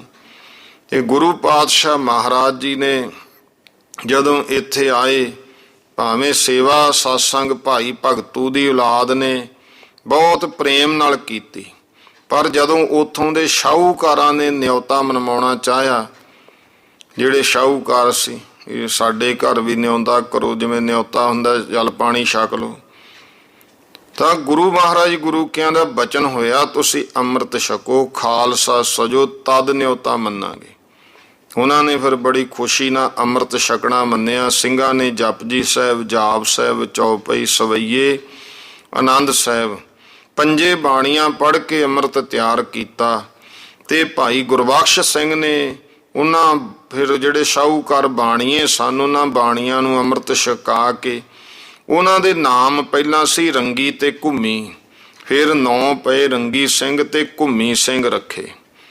ਦੂਜੇ ਦਿਨ ਸ਼ਿਕਾਰ ਖੇਡਦੇ ਮਹਾਰਾਜ ਝੋਰੜ, ਸੁਨੀਅਰ ਇਹਨਾਂ ਪਿੰਡਾਂ ਵਿੱਚ ਗਏ ਤੇ ਉਹਨਾਂ ਨੇ ਦੁੱਧ ਵਗੈਰਾ ਛਕਾਇਆ। ਇਹ ਗੁਰਬਖਸ਼ ਸਿੰਘ ਝੋਰੜ ਸੀ, ਝੋਰੜ ਦਾ, ਇਹਨੇ ਆਪਣੇ ਕਈ ਸਾਥੀਆਂ ਸਮੇਤ ਅੰਮ੍ਰਿਤ ਛਕਿਆ। ਇਸੇ ਤਰ੍ਹਾਂ ਲੋਕਾਂ ਦੀ ਕਲਿਆਣ ਕਰਦੇ ਹੋਏ ਬਾਜਕ ਪਿੰਡ ਜਾ ਕੇ ਉਤਰੇ। ਉੱਥੋਂ ਦੇ ਸਿੱਖ ਲੋਕ ਦੁੱਧ ਦੇ ਤੌੜੇ ਭਰ ਕੇ ਲੈ ਕੇ ਆਏ, ਗੁਰੂ ਕੇ ਦਰਸ਼ਨ ਕੀਤੇ, ਯਥਾ ਸ਼ਕਤ ਪ੍ਰਸ਼ਾਦ ਚੜਾਇਆ। ਗੁਰੂ ਸਾਹਿਬ ਦੇ ਹੁਕਮ ਅਨੁਸਾਰ ਸਭ ਨੇ ਦੁੱਧ ਪੀਤਾ। ਇੱਕ ਰਾਏ ਸਿੰਘ ਸੀ, ਉਹਨੇ ਨਾ ਪੀਤਾ। ਜਦੋਂ ਨਾ ਪੀਣ ਦਾ ਕਾਰਨ ਉਹਨੂੰ ਪੁੱਛਿਆ ਤਾਂ ਉਹ ਕਹਿਣ ਲੱਗਿਆ, ਮਹਾਰਾਜ ਇਹ ਬਰਾੜ ਜਿਹੜੇ ਨੇ ਨਾ, ਇਹ ਜੱਟ ਸਾਰੇ ਧਾੜੇ ਮਾਰਨ ਵੱਲ ਜਾਂਦੇ ਆ। ਇਉਂ ਕਈ ਵਾਰ ਤਾਂ ਐਸਾ ਹੁੰਦਾ, ਵੱਡੇ ਵੱਡੇ ਸ਼ਾਹੂਕਾਰਾਂ ਦੀਆਂ ਬਾਹਰੋਂ ਚਰਦੀਆਂ ਗਾਵਾਂ ਹੀ ਹੱਕ ਲਿਆਉਂਦੇ ਆ ਤੇ ਉਹਨਾਂ ਦੇ ਬੱਚੇ ਘਰਾਂ 'ਚ ਭੁੱਖੇ ਰੜਾ ਕੇ ਮਰ ਜਾਂਦੇ ਆ। ਇਹ ਸੁਣ ਕੇ ਫਿਰ ਗੁਰੂ ਸਾਹਿਬ ਨੇ ਉਹਨਾਂ ਬਰਾੜਾਂ ਤੋਂ ਸਹੁੰ ਪਵਾਈ। ਉਸ ਦਿਨ ਤੋਂ ਫਿਰ ਉਹਨਾਂ ਨੇ ਲਾਗੜ ਗਊ ਬੱਛਿਓਂ ਬਿਨਾਂ ਲਿਆਉਣੀ ਛੱਡਤੀ। ਫਿਰ ਰਾਏ ਸਿੰਘ ਨੇ ਕਿਹਾ ਵੀ ਬੱਕਰੇ ਦਾ ਝਟਕਾ, ਮੱਝ ਦਾ ਦੁੱਧ ਇਹ ਮੈਂ ਛਕਦਾ, ਬੱਕਰੀ ਦਾ ਝਟਕਾ, ਗਊ ਦਾ ਦੁੱਧ ਮੈਂ ਨਹੀਂ ਛਕਦਾ, ਕਿਉਂਕਿ ਜਿਸ ਦਾ ਦੁੱਧ ਪੀਤਾ ਉਹ ਮਾਤਾ ਤੁੱਲ ਹੋ ਗਈ। ਇਹ ਗੱਲ ਸੁਣ ਕੇ ਇੱਕ ਸਿੱਖ ਨੇ ਫਿਰ ਮੱਝ ਦਾ ਦੁੱਧ ਇਹਨੂੰ ਲਿਆ ਕੇ ਪਿਆਇਆ। ਇਹੋ ਜਿਹੇ ਕੌਤਕ ਗੁਰੂ ਸਾਹਿਬ ਦੇ ਸਿੱਖਿਆ ਦੇਣ ਵਾਸਤੇ ਵਰਤੇ।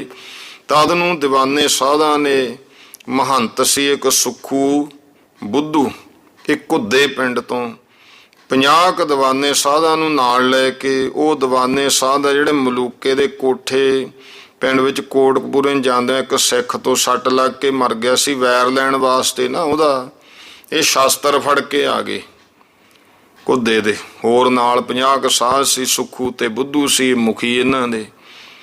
ਅੱਧੇ ਕੁ ਤਾਂ ਘੁੱਦੇ ਦੀ ਜੂਹ ਟੱਪਣ ਤੋਂ ਪਹਿਲਾਂ ਹੀ ਆਖਣ ਲੱਗ ਪਏ ਵੀ ਅਸੀਂ ਗੁਰੂ ਨਾਲ ਨਹੀਂ ਲੜ ਸਕਦੇ, ਉਹ ਉੱਥੋਂ ਹੀ ਮੁੜ ਗਏ।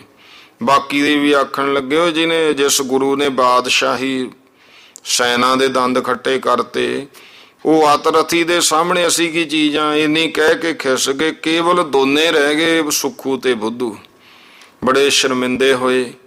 ਇਹ ਢੱਡ ਸਾਰੰਗ ਲੁਕਾ ਕੇ ਗੁਰੂ ਸਾਹਿਬ ਦੇ ਫਿਰ ਚਰਨੀ ਆ ਲੱਗੇ। ਅੰਤਰਜਾਮੀ ਦੀਨ ਦਿਆਲ ਸਤਿਗੁਰੂ ਨੇ ਇਹਨਾਂ ਦੀ ਸ਼ਰਮਿੰਦਗੀ ਦੂਰ ਕਰਨ ਵਾਸਤੇ ਆਖਿਆ, ਇਹ ਸਾਧੋ ਭਾਈ ਆਹ ਸਾਜ ਜੇ ਕਿਉਂ ਲੁਕਾ ਲਏ ਆ, ਉਹ ਕਿੱਥੇ ਲੁਕਾਇਆ, ਜਾਓ ਲੈ ਕੇ ਆਓ, ਕੋਈ ਗੀਤ ਸੁਣਾਓ ਆਪਣੇ ਦੇਸ਼ ਦਾ। ਇਹ ਹੁਕਮ ਸੁਣ ਕੇ ਗੁਰੂ ਸਾਹਿਬ ਨੂੰ ਕਰਾਮਾਤੀ ਸਮਝ ਕੇ ਦੋਵੇਂ ਫਿਰ ਜਿਹੜੇ ਸਾਧ ਬੜੇ ਖੁਸ਼ ਹੋਏ। ਸਾਜ ਲਿਆ ਕੇ ਸੁਰ ਤਾਨ ਮਿਲਾ ਕੇ ਸ਼ਬਦ ਗਾਇਆ, ਕੱਚਾ ਕੋਠਾ ਵਿੱਚ ਵਸਦਾ ਜਾਨੀ, ਸਦਾ ਨਾ ਮਾਪੇ ਨਿਤ ਨਾ ਜਵਾਨੀ, ਚੱਲਣਾ ਅੱਗੇ ਕਿਉਂ ਭਇਓ ਗੁਮਾਨੀ, ਹੁਣ ਹੋ ਸਿਆਣਾ ਨਹੀਂ ਪੁੱਗੂ ਨਿਦਾਨੀ। 3 ਵਾਰੀ ਇਹੋ ਹੀ ਸ਼ਬਦ ਸੁਣ ਕੇ ਸਾਹਿਬ ਜੀ ਕਹਿੰਦੇ, ਭਾਈ ਸੁੱਖੂ ਬੁੱਧੂ ਕੁਝ ਮੰਗ ਲਓ। ਸੁੱਖੂ ਕਹਿਣ ਲੱਗਿਆ, ਜੇ ਤਰੁੱਠੇ ਹੋ ਤਾਂ ਜਿਹੜਾ ਸਾਰਾ ਸਾਂਗ ਤੁਸੀਂ ਮਾਛੀਵਾੜੇ ਕੀਤਾ ਹੈ ਨਾ, ਉਹ ਕਰਕੇ ਦਿਖਾਓ, ਸਾਡੇ ਉੱਤੇ ਸਵਾਰੀ ਕਰੋ। ਗੁਰੂ ਸਾਹਿਬ ਨੇ ਫਿਰ ਉਹਨਾਂ ਦੀ ਕਾਮਨਾ ਪੂਰੀ ਕਰਨ ਵਾਸਤੇ ਨੀਲੇ ਵਸਤਰ ਪਹਿਨ ਕੇ ਪਲੰਘ ਤੇ ਬੈਠ ਕੇ ਸੁੱਖੂ ਬੁੱਧੂ ਤੇ 2 ਸਿੱਖ ਹੋਰ ਲਾ ਕੇ ਮੋਢਿਆਂ ਤੇ ਪਲੰਘ ਚੁੱਕ ਕੇ ਤੁਰ ਪਏ। ਇਹ ਸੁੱਖੂ ਜਿਹੜਾ ਸਾਧ ਸੀ ਮਹੰਤੇ ਦਾ ਸਿਰ ਮੁੰਨਿਆ ਹੋਇਆ ਨੰਗਾ ਸੀ, ਤੇ ਗੁਰੂ ਸਾਹਿਬ ਜੀ ਜਿਵੇਂ ਧੌਂਸਾ ਵਜਾਉਂਦੇ ਧੌਂਸੇ ਵਾਂਗੂ ਉਹਦੇ ਉੱਤੇ ਹੱਥ ਮਾਰਦੇ ਰਹੇ, ਨਾਲੇ ਮਹਾਰਾਜ ਹੱਸਦੇ ਰਹੇ। ਸੁੱਖੂ ਜਿਹੜਾ ਹੇਠੋਂ ਆਪੇ ਹੀ ਜਦੋਂ ਮਹਾਰਾਜ ਸਿਰ ਤੇ ਮਾਰਿਆ ਕਰਨ ਜਿਵੇਂ ਤੌੜੇ, ਉਹ ਆਪ ਹੀ ਮੂੰਹੋਂ ਕਿਹਾ ਕਰੇ ਧੌਂ, ਜਦੋਂ ਮਹਾਰਾਜ ਉਹਦੇ ਸਿਰ 'ਚ ਮਾਰਨ ਵੀ ਉਹ ਵੀ ਉਵੇਂ ਖੁਸ਼ ਹੋ ਕੇ ਵੀ ਮੈਂ ਤੌੜੇ ਵਾਂਗੂ ਬੋਲਦਾ ਹਾਂ, ਫਿਰ ਉਹ ਕਹੇ ਧੌਂ, ਉੱਚੀ ਸੁਰ ਵਿੱਚ ਬੋਲਦਾ ਗਿਆ। ਇਸੇ ਤਰ੍ਹਾਂ ਜਦੋਂ ਬਾਜਕ ਪਿੰਡ ਤੋਂ 5 ਕੋ ਜੱਸੀ ਪਿੰਡ ਦੇ ਨੇੜੇ ਆਏ ਨਾ, ਤਾਂ ਉਸ ਦਿਨ ਨਿਮਾਣੀ ਇਕਾਦਸ਼ੀ ਸੀ। ਪਲੰਘ ਛੱਡ ਕੇ ਫਿਰ ਮੁਸ਼ਕੀ ਘੋੜੇ ਤੇ ਸਵਾਰ ਹੋ ਗਏ। ਜੱਸੀ ਪਿੰਡ ਦੀ ਢਾਬ ਵਿੱਚ ਘੋੜੇ ਸਮੇਤ ਪਾਰ ਜਾ ਉਤਰੇ। ਐਸੀ ਕੁਦਰਤ ਗੁਰੂ ਸਾਹਿਬ ਨੇ ਵਰਤਾਈ ਕਿ ਘੋੜੇ ਤੇ ਆਪਣੇ ਕੱਪੜਿਆਂ ਸਮੇਤ ਕਾਲੇ ਰੰਗ ਤੋਂ ਚਿੱਟੇ ਹੋ ਗਏ। ਲੋਕਾਂ ਨੇ ਇਸ ਚਰਜ ਦੇਖ ਕੇ ਜਦ ਰੰਗ ਬਦਲੇ ਜਾਣ ਦਾ ਕਾਰਨ ਪੁੱਛਿਆ, ਸਾਹਿਬਾਂ ਨੇ ਬਚਨ ਕੀਤਾ, ਭਾਈ ਸਿੱਖੋ ਇਹ ਜਿਹੜਾ ਹੈ ਸਵੇਤਸਰ ਤੀਰਥ ਬੜਾ ਪ੍ਰਤਾਪੀ ਹੈ। ਲਹੂ ਕੁਸ਼ੂ ਦੇ ਜੰਗ ਸਮੇਂ ਜੋ ਆਪਣੀ ਕੁੱਲ ਘਾਤ ਦੇ ਪਾਪ ਨਾਲ ਕਾਲੇ ਹੋ ਗਏ ਸਨ ਨਾ, ਉਹਨਾਂ ਦਾ ਰੰਗ ਹੋਰ ਕਿਤੇ ਨਾ ਬਦਲਿਆ, ਤਾਂ ਅਯੁੱਧਿਆ ਨੂੰ ਜਾਂਦੇ ਹੋ ਜਦੋਂ ਇੱਥੇ ਆ ਕੇ ਨਹਾਤੇ ਉਹ ਗੋਰੇ ਹੋ ਗਏ, ਕਲੰਕ ਕੱਟਿਆ ਗਿਆ।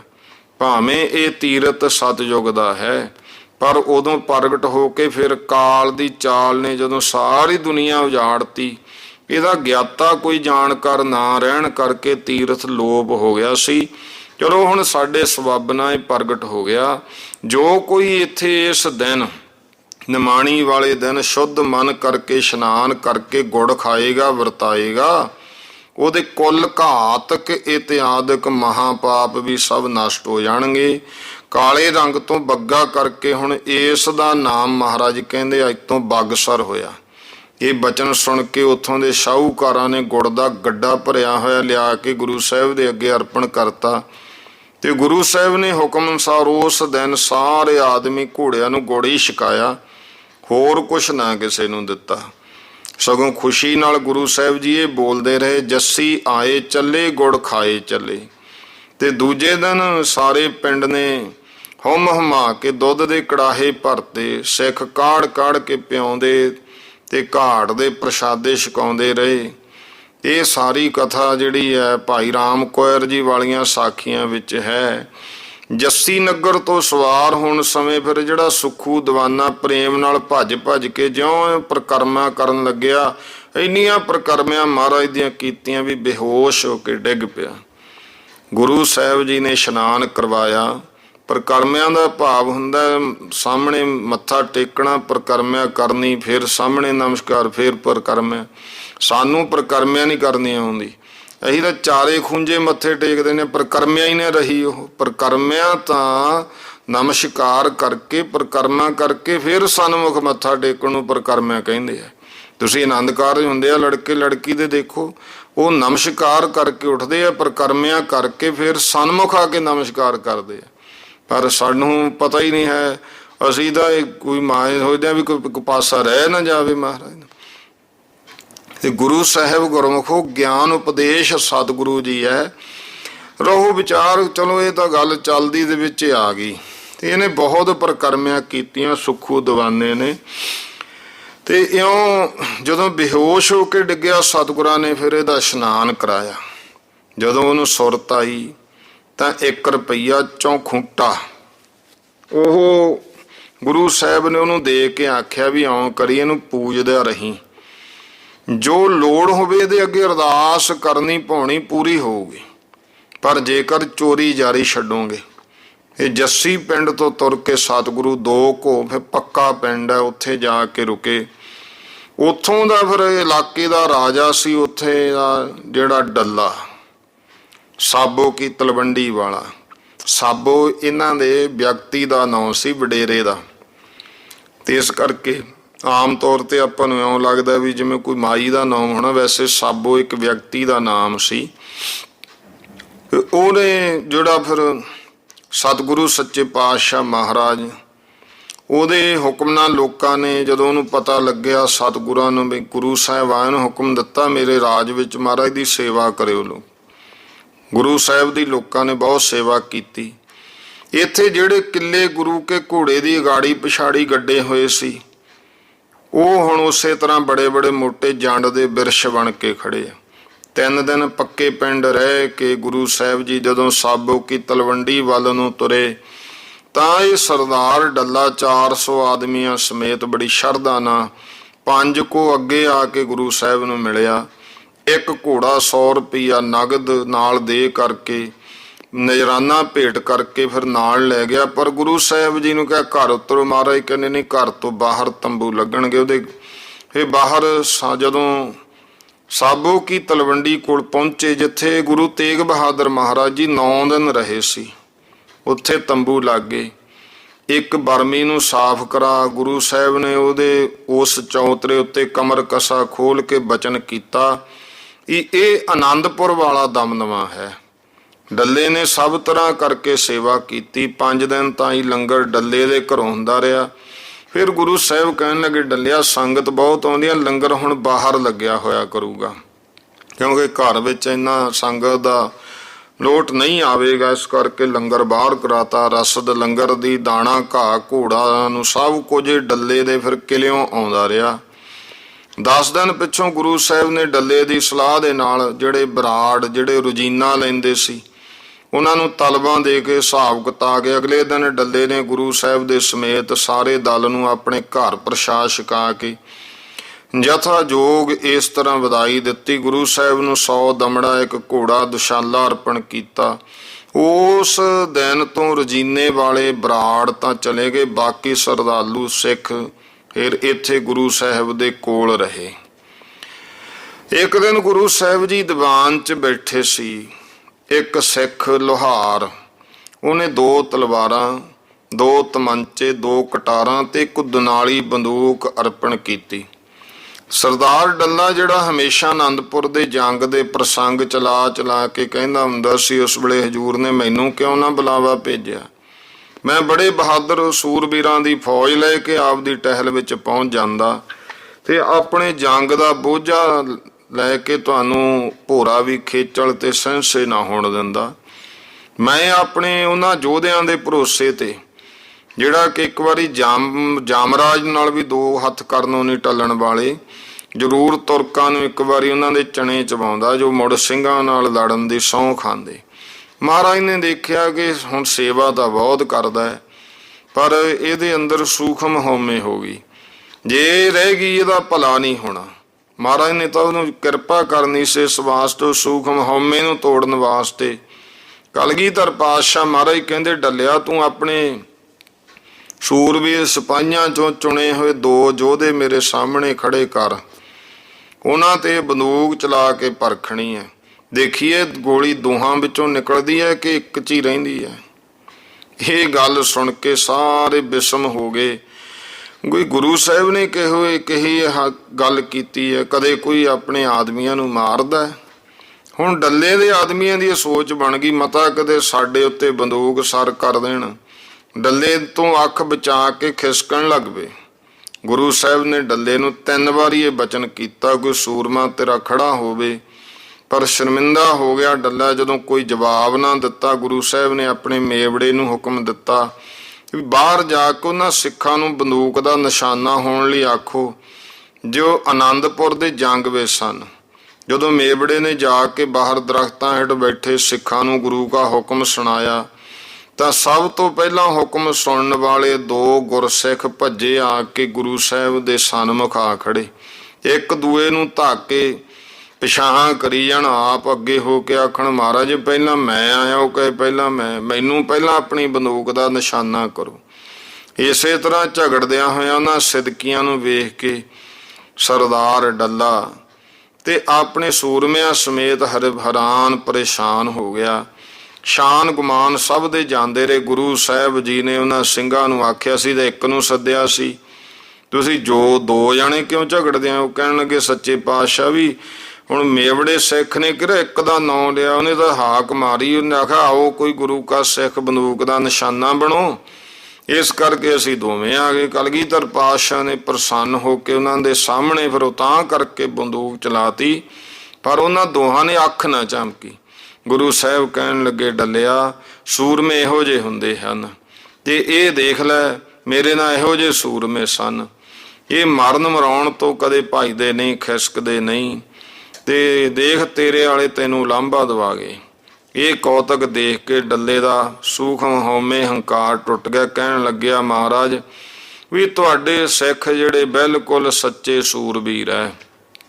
ਇੱਧਰ ਫਿਰ ਦਿੱਲੀ ਵਿੱਚ ਮਾਈਆਂ ਕੋਲ ਵੀ ਖਬਰ ਹੋ ਗਈ ਕਿ ਗੁਰੂ ਸਾਹਿਬ ਹੁਣ ਸਾਬੋ ਕੀ ਤਲਵੰਡੀ ਮਾਲਵੇ ਦੇਸ਼ ਵਿੱਚ ਠਹਿਰੇ ਹੋਏ ਹੈ। ਮਾਤਾ ਸੁੰਦਰੀ ਤੇ ਮਾਤਾ ਸਾਹਿਬ ਦੇਵਾ ਕੌਰ ਰਥ ਭਾੜੇ ਕਰਕੇ ਭਾਈ ਮਨੀਸ਼ ਸਿੰਘ ਤੇ ਮਾਮੇ ਕਿਰਪਾਲ ਚੰਦ ਸਮੇਤ ਜੋ ਉਸ ਸਮੇਂ ਉਹਨਾਂ ਦੀ ਸੇਵਾ ਸਹਾਇਤਾ ਵਿੱਚ ਉਹਨਾਂ ਦੇ ਕੋਲ ਦਿੱਲੀ ਸਨ, ਦਿੱਲੀੋਂ ਚੱਲ ਕੇ ਸਤਿਗੁਰਾਂ ਕੋਲ ਆਏ ਜਾਂ ਇੱਥੇ ਆ ਕੇ ਸਾਹਿਬਜ਼ਾਦਿਆਂ ਦੇ ਤੇ ਮਾਤਾ ਗੁਜਰੀ ਜੀ ਦਾ ਹਾਲ ਸੁਣਿਆ। ਇੱਕੋ ਵਾਰੀ ਅੰਧੇਰਾ ਛਾ ਗਿਆ।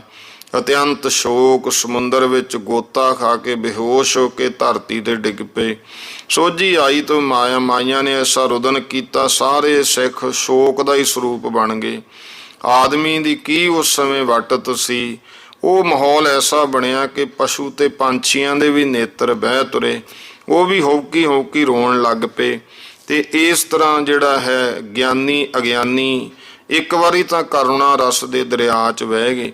ਅਖੀਰ ਗੁਰੂ ਸਾਹਿਬ ਜੀ ਨੇ ਧੀਰਜ ਸਾਰਿਆਂ ਨੂੰ ਤੇ ਗਿਆਨ ਦੇ ਕੇ ਬਚਨ ਸੁਣਾ ਕੇ ਮਾਈਆਂ ਨੂੰ ਆਖਿਆ, ਤੁਸਾਂ ਇੰਨਾ ਵਿਰਾਗ ਤੇ ਸ਼ੋਕ ਕਰਕੇ ਕਿਉਂ ਚਲਾਉਂਦੀਆਂ? ਤੁਹਾਡੇ ਪੁੱਤਰ ਸ਼ੋਕ ਕਰਨ ਦੇ ਯੋਗ ਨਹੀਂ ਹੋਏ। ਜਿਨ੍ਹਾਂ ਨੇ ਛਤਰੀ ਧਰਮ ਨੂੰ ਸੂਰਜ ਵਾਂਗੂ ਪ੍ਰਕਾਸ਼ਿਤ ਕਰਕੇ ਦਿਖਾਇਆ, ਉਹ ਮੋਏ ਨਹੀਂ, ਉਹ ਸਦਾ ਅਮਰ ਨੇ। ਇਸ ਲੋਕ ਵਿੱਚ ਜਸ ਭਰ ਗਏ, ਪ੍ਰਲੋਕ ਸੱਚਖੰਡ ਦੇ ਵਿੱਚ ਅਕਾਲ ਪੁਰਖ ਗੁਰੂ ਨਾਨਕ ਦੇਵ ਜੀ ਮਹਾਰਾਜ ਦੇ ਪਾਸ ਹਮੇਸ਼ਾ ਦਿਵ ਭੋਗ ਭੋਗਦੇ, ਸਦਾ ਉਹ ਅਮਰ ਨੇ। ਉਹਨਾਂ ਸੂਰਮਿਆਂ ਨੇ ਉਹ ਪਦਵੀ ਪਾਈ ਹੈ ਜਿਹਦੇ ਵਾਸਤੇ ਜੋਗੀਸ਼ਵਰ ਮਨੀਸ਼ਵਰ ਯਤਨ ਕਰਦੇ ਹੈ। ਇਸ ਤਰ੍ਹਾਂ ਦੇ ਪੁੱਤਰਾਂ ਦੇ ਮਾਤਾ ਪਿਤਾ ਨੂੰ ਕਦੇ ਸ਼ੋਕ ਨਹੀਂ ਕਰਨਾ ਚਾਹੀਦਾ। ਸ਼ੋਕ ਉਹਨਾਂ ਦਾ ਕਰਨਾ ਚਾਹੀਦਾ ਜਿਨ੍ਹਾਂ ਨੇ ਆਪਣੇ ਮਨ ਬੁੱਧ ਭਗਤੀ ਭਾਵ ਵਿੱਚ ਨਹੀਂ ਰੰਗੇ ਤੇ ਮਾਤਾ ਪਿਤਾ ਦੀ ਸੇਵਾ ਨਹੀਂ ਕੀਤੀ ਔਰ ਨਿਗੁਰੇ ਰਹੇ। ਜਿਨ੍ਹਾਂ ਨੇ ਜਾਂ ਮੈਦਾਨੇ ਜੰਗ ਰਣ ਵਿੱਚ ਸ਼ਤਰੂ ਨੂੰ ਪਿੱਠ ਦਿਖਾਈ ਹੋਵੇ, ਜਾਂ ਬਚਨ ਕਰਕੇ ਪਾਲਿਆ ਨਹੀਂ, ਜਾਂ ਮਿੱਤਰ ਧਰੋਹੀ ਹੈ, ਵਿਸ਼ਵਾਸਘਾਤੀ ਹੈ, ਪਰ ਧਨ ਪਰ ਇਸਤਰੀ ਵਿੱਚ ਲੰਪਟ ਹੋ ਕਰਕੇ ਇੱਕ ਅਕਾਲ ਪੁਰਖ ਨੂੰ ਛੱਡ ਕੇ ਹੋਰ ਮੜੀਆਂ ਮਸਾਣਾ ਦੇਵੀ ਦੇਵਤਿਆਂ ਦੀ ਸ਼ਰਨ ਤਕਾਈ ਹੋਵੇ, ਇਹੋ ਜਿਹੇ ਪੁਰਖਾਂ ਦਾ ਸ਼ੋਕ ਕਰਨਾ ਚਾਹੀਦਾ ਹੈ। ਬਾਕੀ ਜਿਨ੍ਹਾਂ ਨੇ ਦੁਸ਼ਮਣਾਂ ਦੇ ਸਾਹਮਣੇ ਜੰਗ ਭੂਮੀ ਵਿੱਚ ਸ਼ਸਤਰ ਨਾਲ ਧਰਮ ਰੱਖਿਆ, ਪ੍ਰਾਣ ਦਿੱਤੇ ਹੋਣ, ਉਹ ਪੁਰਖ ਸੋਗ ਕਰਨ ਦੇ ਯੋਗ ਨਹੀਂ ਹੁੰਦੇ। ਉਹ ਆਪ ਵੀ ਤਰ ਜਾਂਦੇ ਆ ਤੇ ਸੰਬੰਧੀਆਂ ਨੂੰ 21 ਪੀੜ੍ਹੀਆਂ ਤੱਕ ਤਾਰ ਲੈਂਦੇ ਆ। ਐਸੇ ਪੁਰਖਾਂ ਦੇ ਮਾਤਾ ਪਿਤਾ ਵੀ ਧੰਤਾ ਦੇ ਯੋਗ ਹੁੰਦੇ। ਇਸ ਕਰਕੇ ਤੁਸੀਂ ਹੁਣ ਸੋਚੋ ਨਾ, ਅਕਾਲ ਪੁਰਖ ਦਾ ਭਾਣਾ ਮੰਨ ਕੇ ਵਾਹਿਗੁਰੂ ਦਾ ਭਜਨ ਕਰੋ। ਬੀਤ ਗਈ ਬਾਤ ਦੀ ਚਿੰਤਾ ਕਰਨੀ ਨਹੀਂ ਲੋੜਦੀ। ਕਾਲ ਅੱਗੇ ਬਾਲਕ ਬਿਰਧ ਸਭ ਇੱਕੋ ਜਿਹੇ ਨੇ। ਜੰਮਣਾ ਮਰਨਾ ਦੁਨੀਆ ਦੀ ਕਾਰ ਹੈ। ਸੋ ਸ਼ੁਭ ਕੰਮਾਂ ਦੇ ਵਿੱਚ ਆਪਣੇ ਸਰੀਰ ਦੀ ਉਮਰ ਖਰਚ ਕਰਦੇ ਆ, ਉਹਨਾਂ ਦਾ ਜਨਮ ਸਫਲਾ ਹੁੰਦਾ ਹੈ। ਦੇਖੋ ਲక్ష్మణ ਜੀ ਕੇਵਲ ਇੱਕ ਆਪਣੇ ਭਾਈ ਰਾਮਚੰਦਰ ਜੀ ਵਾਸਤੇ ਜ਼ਖਮੀ ਹੋਏ ਸੀ ਤਾਂ ਉਹਨਾਂ ਦੀ ਮਾਤਾ ਨੇ ਆਖਿਆ, ਹਾਂ ਤੋ ਆਜ ਸਪੂਤੀ ਭਈ ਲక్ష్మణ ਦੇਹ ਰਾਮ ਹਿਤ ਗਈ। ਹੇ ਧਰਮਾਤਮਾ ਸੁਪਤਨੀ, ਤੇਰੇ ਪੁੱਤਰ ਤਾਂ ਕੇਵਲ ਸਿੱਖ ਧਰਮਪੁਰੀ ਕੁਰਬਾਨ ਨਹੀਂ ਹੋਏ, ਸਗੋਂ ਆਰੀਆ ਕੋ ਸਾਰੇ ਇਹਨਾਂ ਕੌਮਾਂ ਦੇ ਵਾਸਤੇ ਸ਼ਹੀਦ ਹੋਏ ਹੈ। ਇਸ ਲੋਕ ਤੋਂ ਜਿਹੜਾ ਹੈ ਭਾਰਤ ਵਰਸ਼ ਦੇ ਸਾਰੇ ਲੋਕਾਂ ਨੂੰ ਬਚਾਉਂਦੇ ਉਹਨਾਂ ਵਾਸਤੇ ਸ਼ਹੀਦ ਹੋਏ ਨੇ। ਇਸ ਕਰਕੇ ਹੁਣ ਤੁਹਾਡਾ ਰੋਣਾ ਤੇ ਸ਼ੋਕ ਕਰਨਾ ਇਹ ਅਯੋਗ ਹੈ। ਪਰਮੇਸ਼ਰ ਦੇ ਭਾਣੇ ਵਿੱਚ ਰਹਿਣਾ ਪ੍ਰਸੰਨ ਹੈ। ਮਹਾਰਾਜ ਦਾ ਉਪਦੇਸ਼ ਮੰਨ ਕੇ ਜਦੋਂ ਮਾਈਆਂ ਨੇ ਰੁਦਨ ਛੱਡਤਾ ਤਾਂ ਗੁਰੂ ਸਾਹਿਬ ਨੇ ਇਸ ਦਿਨ ਤੋਂ ਆਨੰਦਪੁਰੋਂ ਚੱਲੇ ਸਾਰਾ ਬਰਤਾਂਤ ਰਸਤੇ ਦਾ ਸੁਣਾਇਆ। ਉਸ ਚਰਜ ਰਹਿ ਗਈਆਂ। ਫਿਰ ਮਹਾਰਾਜ ਜੀ ਨੇ ਉਹਨਾਂ ਦੀ ਸਾਰੀ ਕਥਾ ਸੁਣੀ। ਫਿਰ ਭਾਈ ਮਨੀ ਸਿੰਘ ਦੀ ਸੇਵਾ ਤੇ ਸਿਦਕ ਦਾ ਹਾਲ ਸੁਣ ਕਰਕੇ ਉਹਨਾਂ ਨੂੰ ਸਿੱਖੀ ਦਾਨ ਦਾ ਵਰ ਦਿੱਤਾ। ਤਦ ਨੂੰ ਸਰਦਾਰ ਡੱਲੇ ਨੇ ਆ ਕੇ ਮਾਈਆਂ ਨੂੰ ਮੱਥਾ ਟੇਕ ਕੇ ਬੇਨਤੀ ਕੀਤੀ, ਮਾਤਾ ਜੀ ਤੁਸੀਂ ਕਿਲੇ 'ਚ ਘਰ ਚੱਲ ਕੇ ਰਹੋ, ਉੱਥੇ ਸਾਡੀਆਂ ਇਸਤਰੀਆਂ ਤੀਵੀਆਂ ਨਾਲ ਮਨ ਪਰਚਿਆ ਰਹੇਗਾ। ਤਾਂ ਮਾਈਆਂ ਨੇ ਅੰਦਰ ਜਾਣ ਤੋਂ ਜਵਾਬ ਦੇ ਕੇ ਆਖਿਆ, ਭਾਈ ਡੱਲਿਆ ਸਾਨੂੰ ਇਹਨਾਂ ਦੇ ਚਰਨਾਂ ਕੋਲ ਰਹਿਣਾ ਹੀ ਸੀਸ ਮਹਿਲ ਤੇ ਜ਼ਮੀਨਪੁਰ ਪੈਣਾ ਹੀ ਨਵਾਰੀ ਪਲੰਗ ਹੈ। ਇਹ ਬਚਨ ਸੁਣ ਕਰਕੇ ਫਿਰ ਸੱਚੇ ਮੰਨ ਕੇ ਭਾਈ ਡੱਲੇ ਨੇ ਉਸੇ ਥਾਂ ਇੱਕ ਵੱਖਰਾ ਤੰਬੂ ਮਾਈਆਂ ਵਾਸਤੇ ਲਗਵਾਤਾ ਤੇ ਸੇਵਾ ਵਾਸਤੇ ਟਹਿਲਣਾ ਰੱਖਤੀਆਂ। ਖਾਣ ਪਾਨ ਦੀ ਸੇਵਾ ਆਪ ਕਰਦਾ ਕਰਾਉਂਦਾ ਰਿਹਾ। ਭਾਵੇਂ ਦੇਗ ਦਾ ਖਰਚ ਬਾਹਰ ਉਸੇ ਵੱਲੋਂ ਹੁੰਦਾ ਸੀ, ਪਰੰਤੂ ਫਿਰ ਵੀ ਕਈ ਵਾਰੀ ਸਾਰੀ ਫੌਜ ਤੇ ਸੰਗਤ ਔਰ ਮਾਈਆਂ ਸਮੇਤ ਡੱਲਾ ਆਪਣੇ ਘਰ ਲਿਜਾ ਕੇ ਵੀ ਸਾਰਿਆਂ ਨੂੰ ਪ੍ਰਸ਼ਾਦ ਛਕਾਉਂਦਾ, ਜਥਾਯੋਗ ਨਜ਼ਰਾਨੇ ਭੇਟਾ ਦਿੰਦਾ।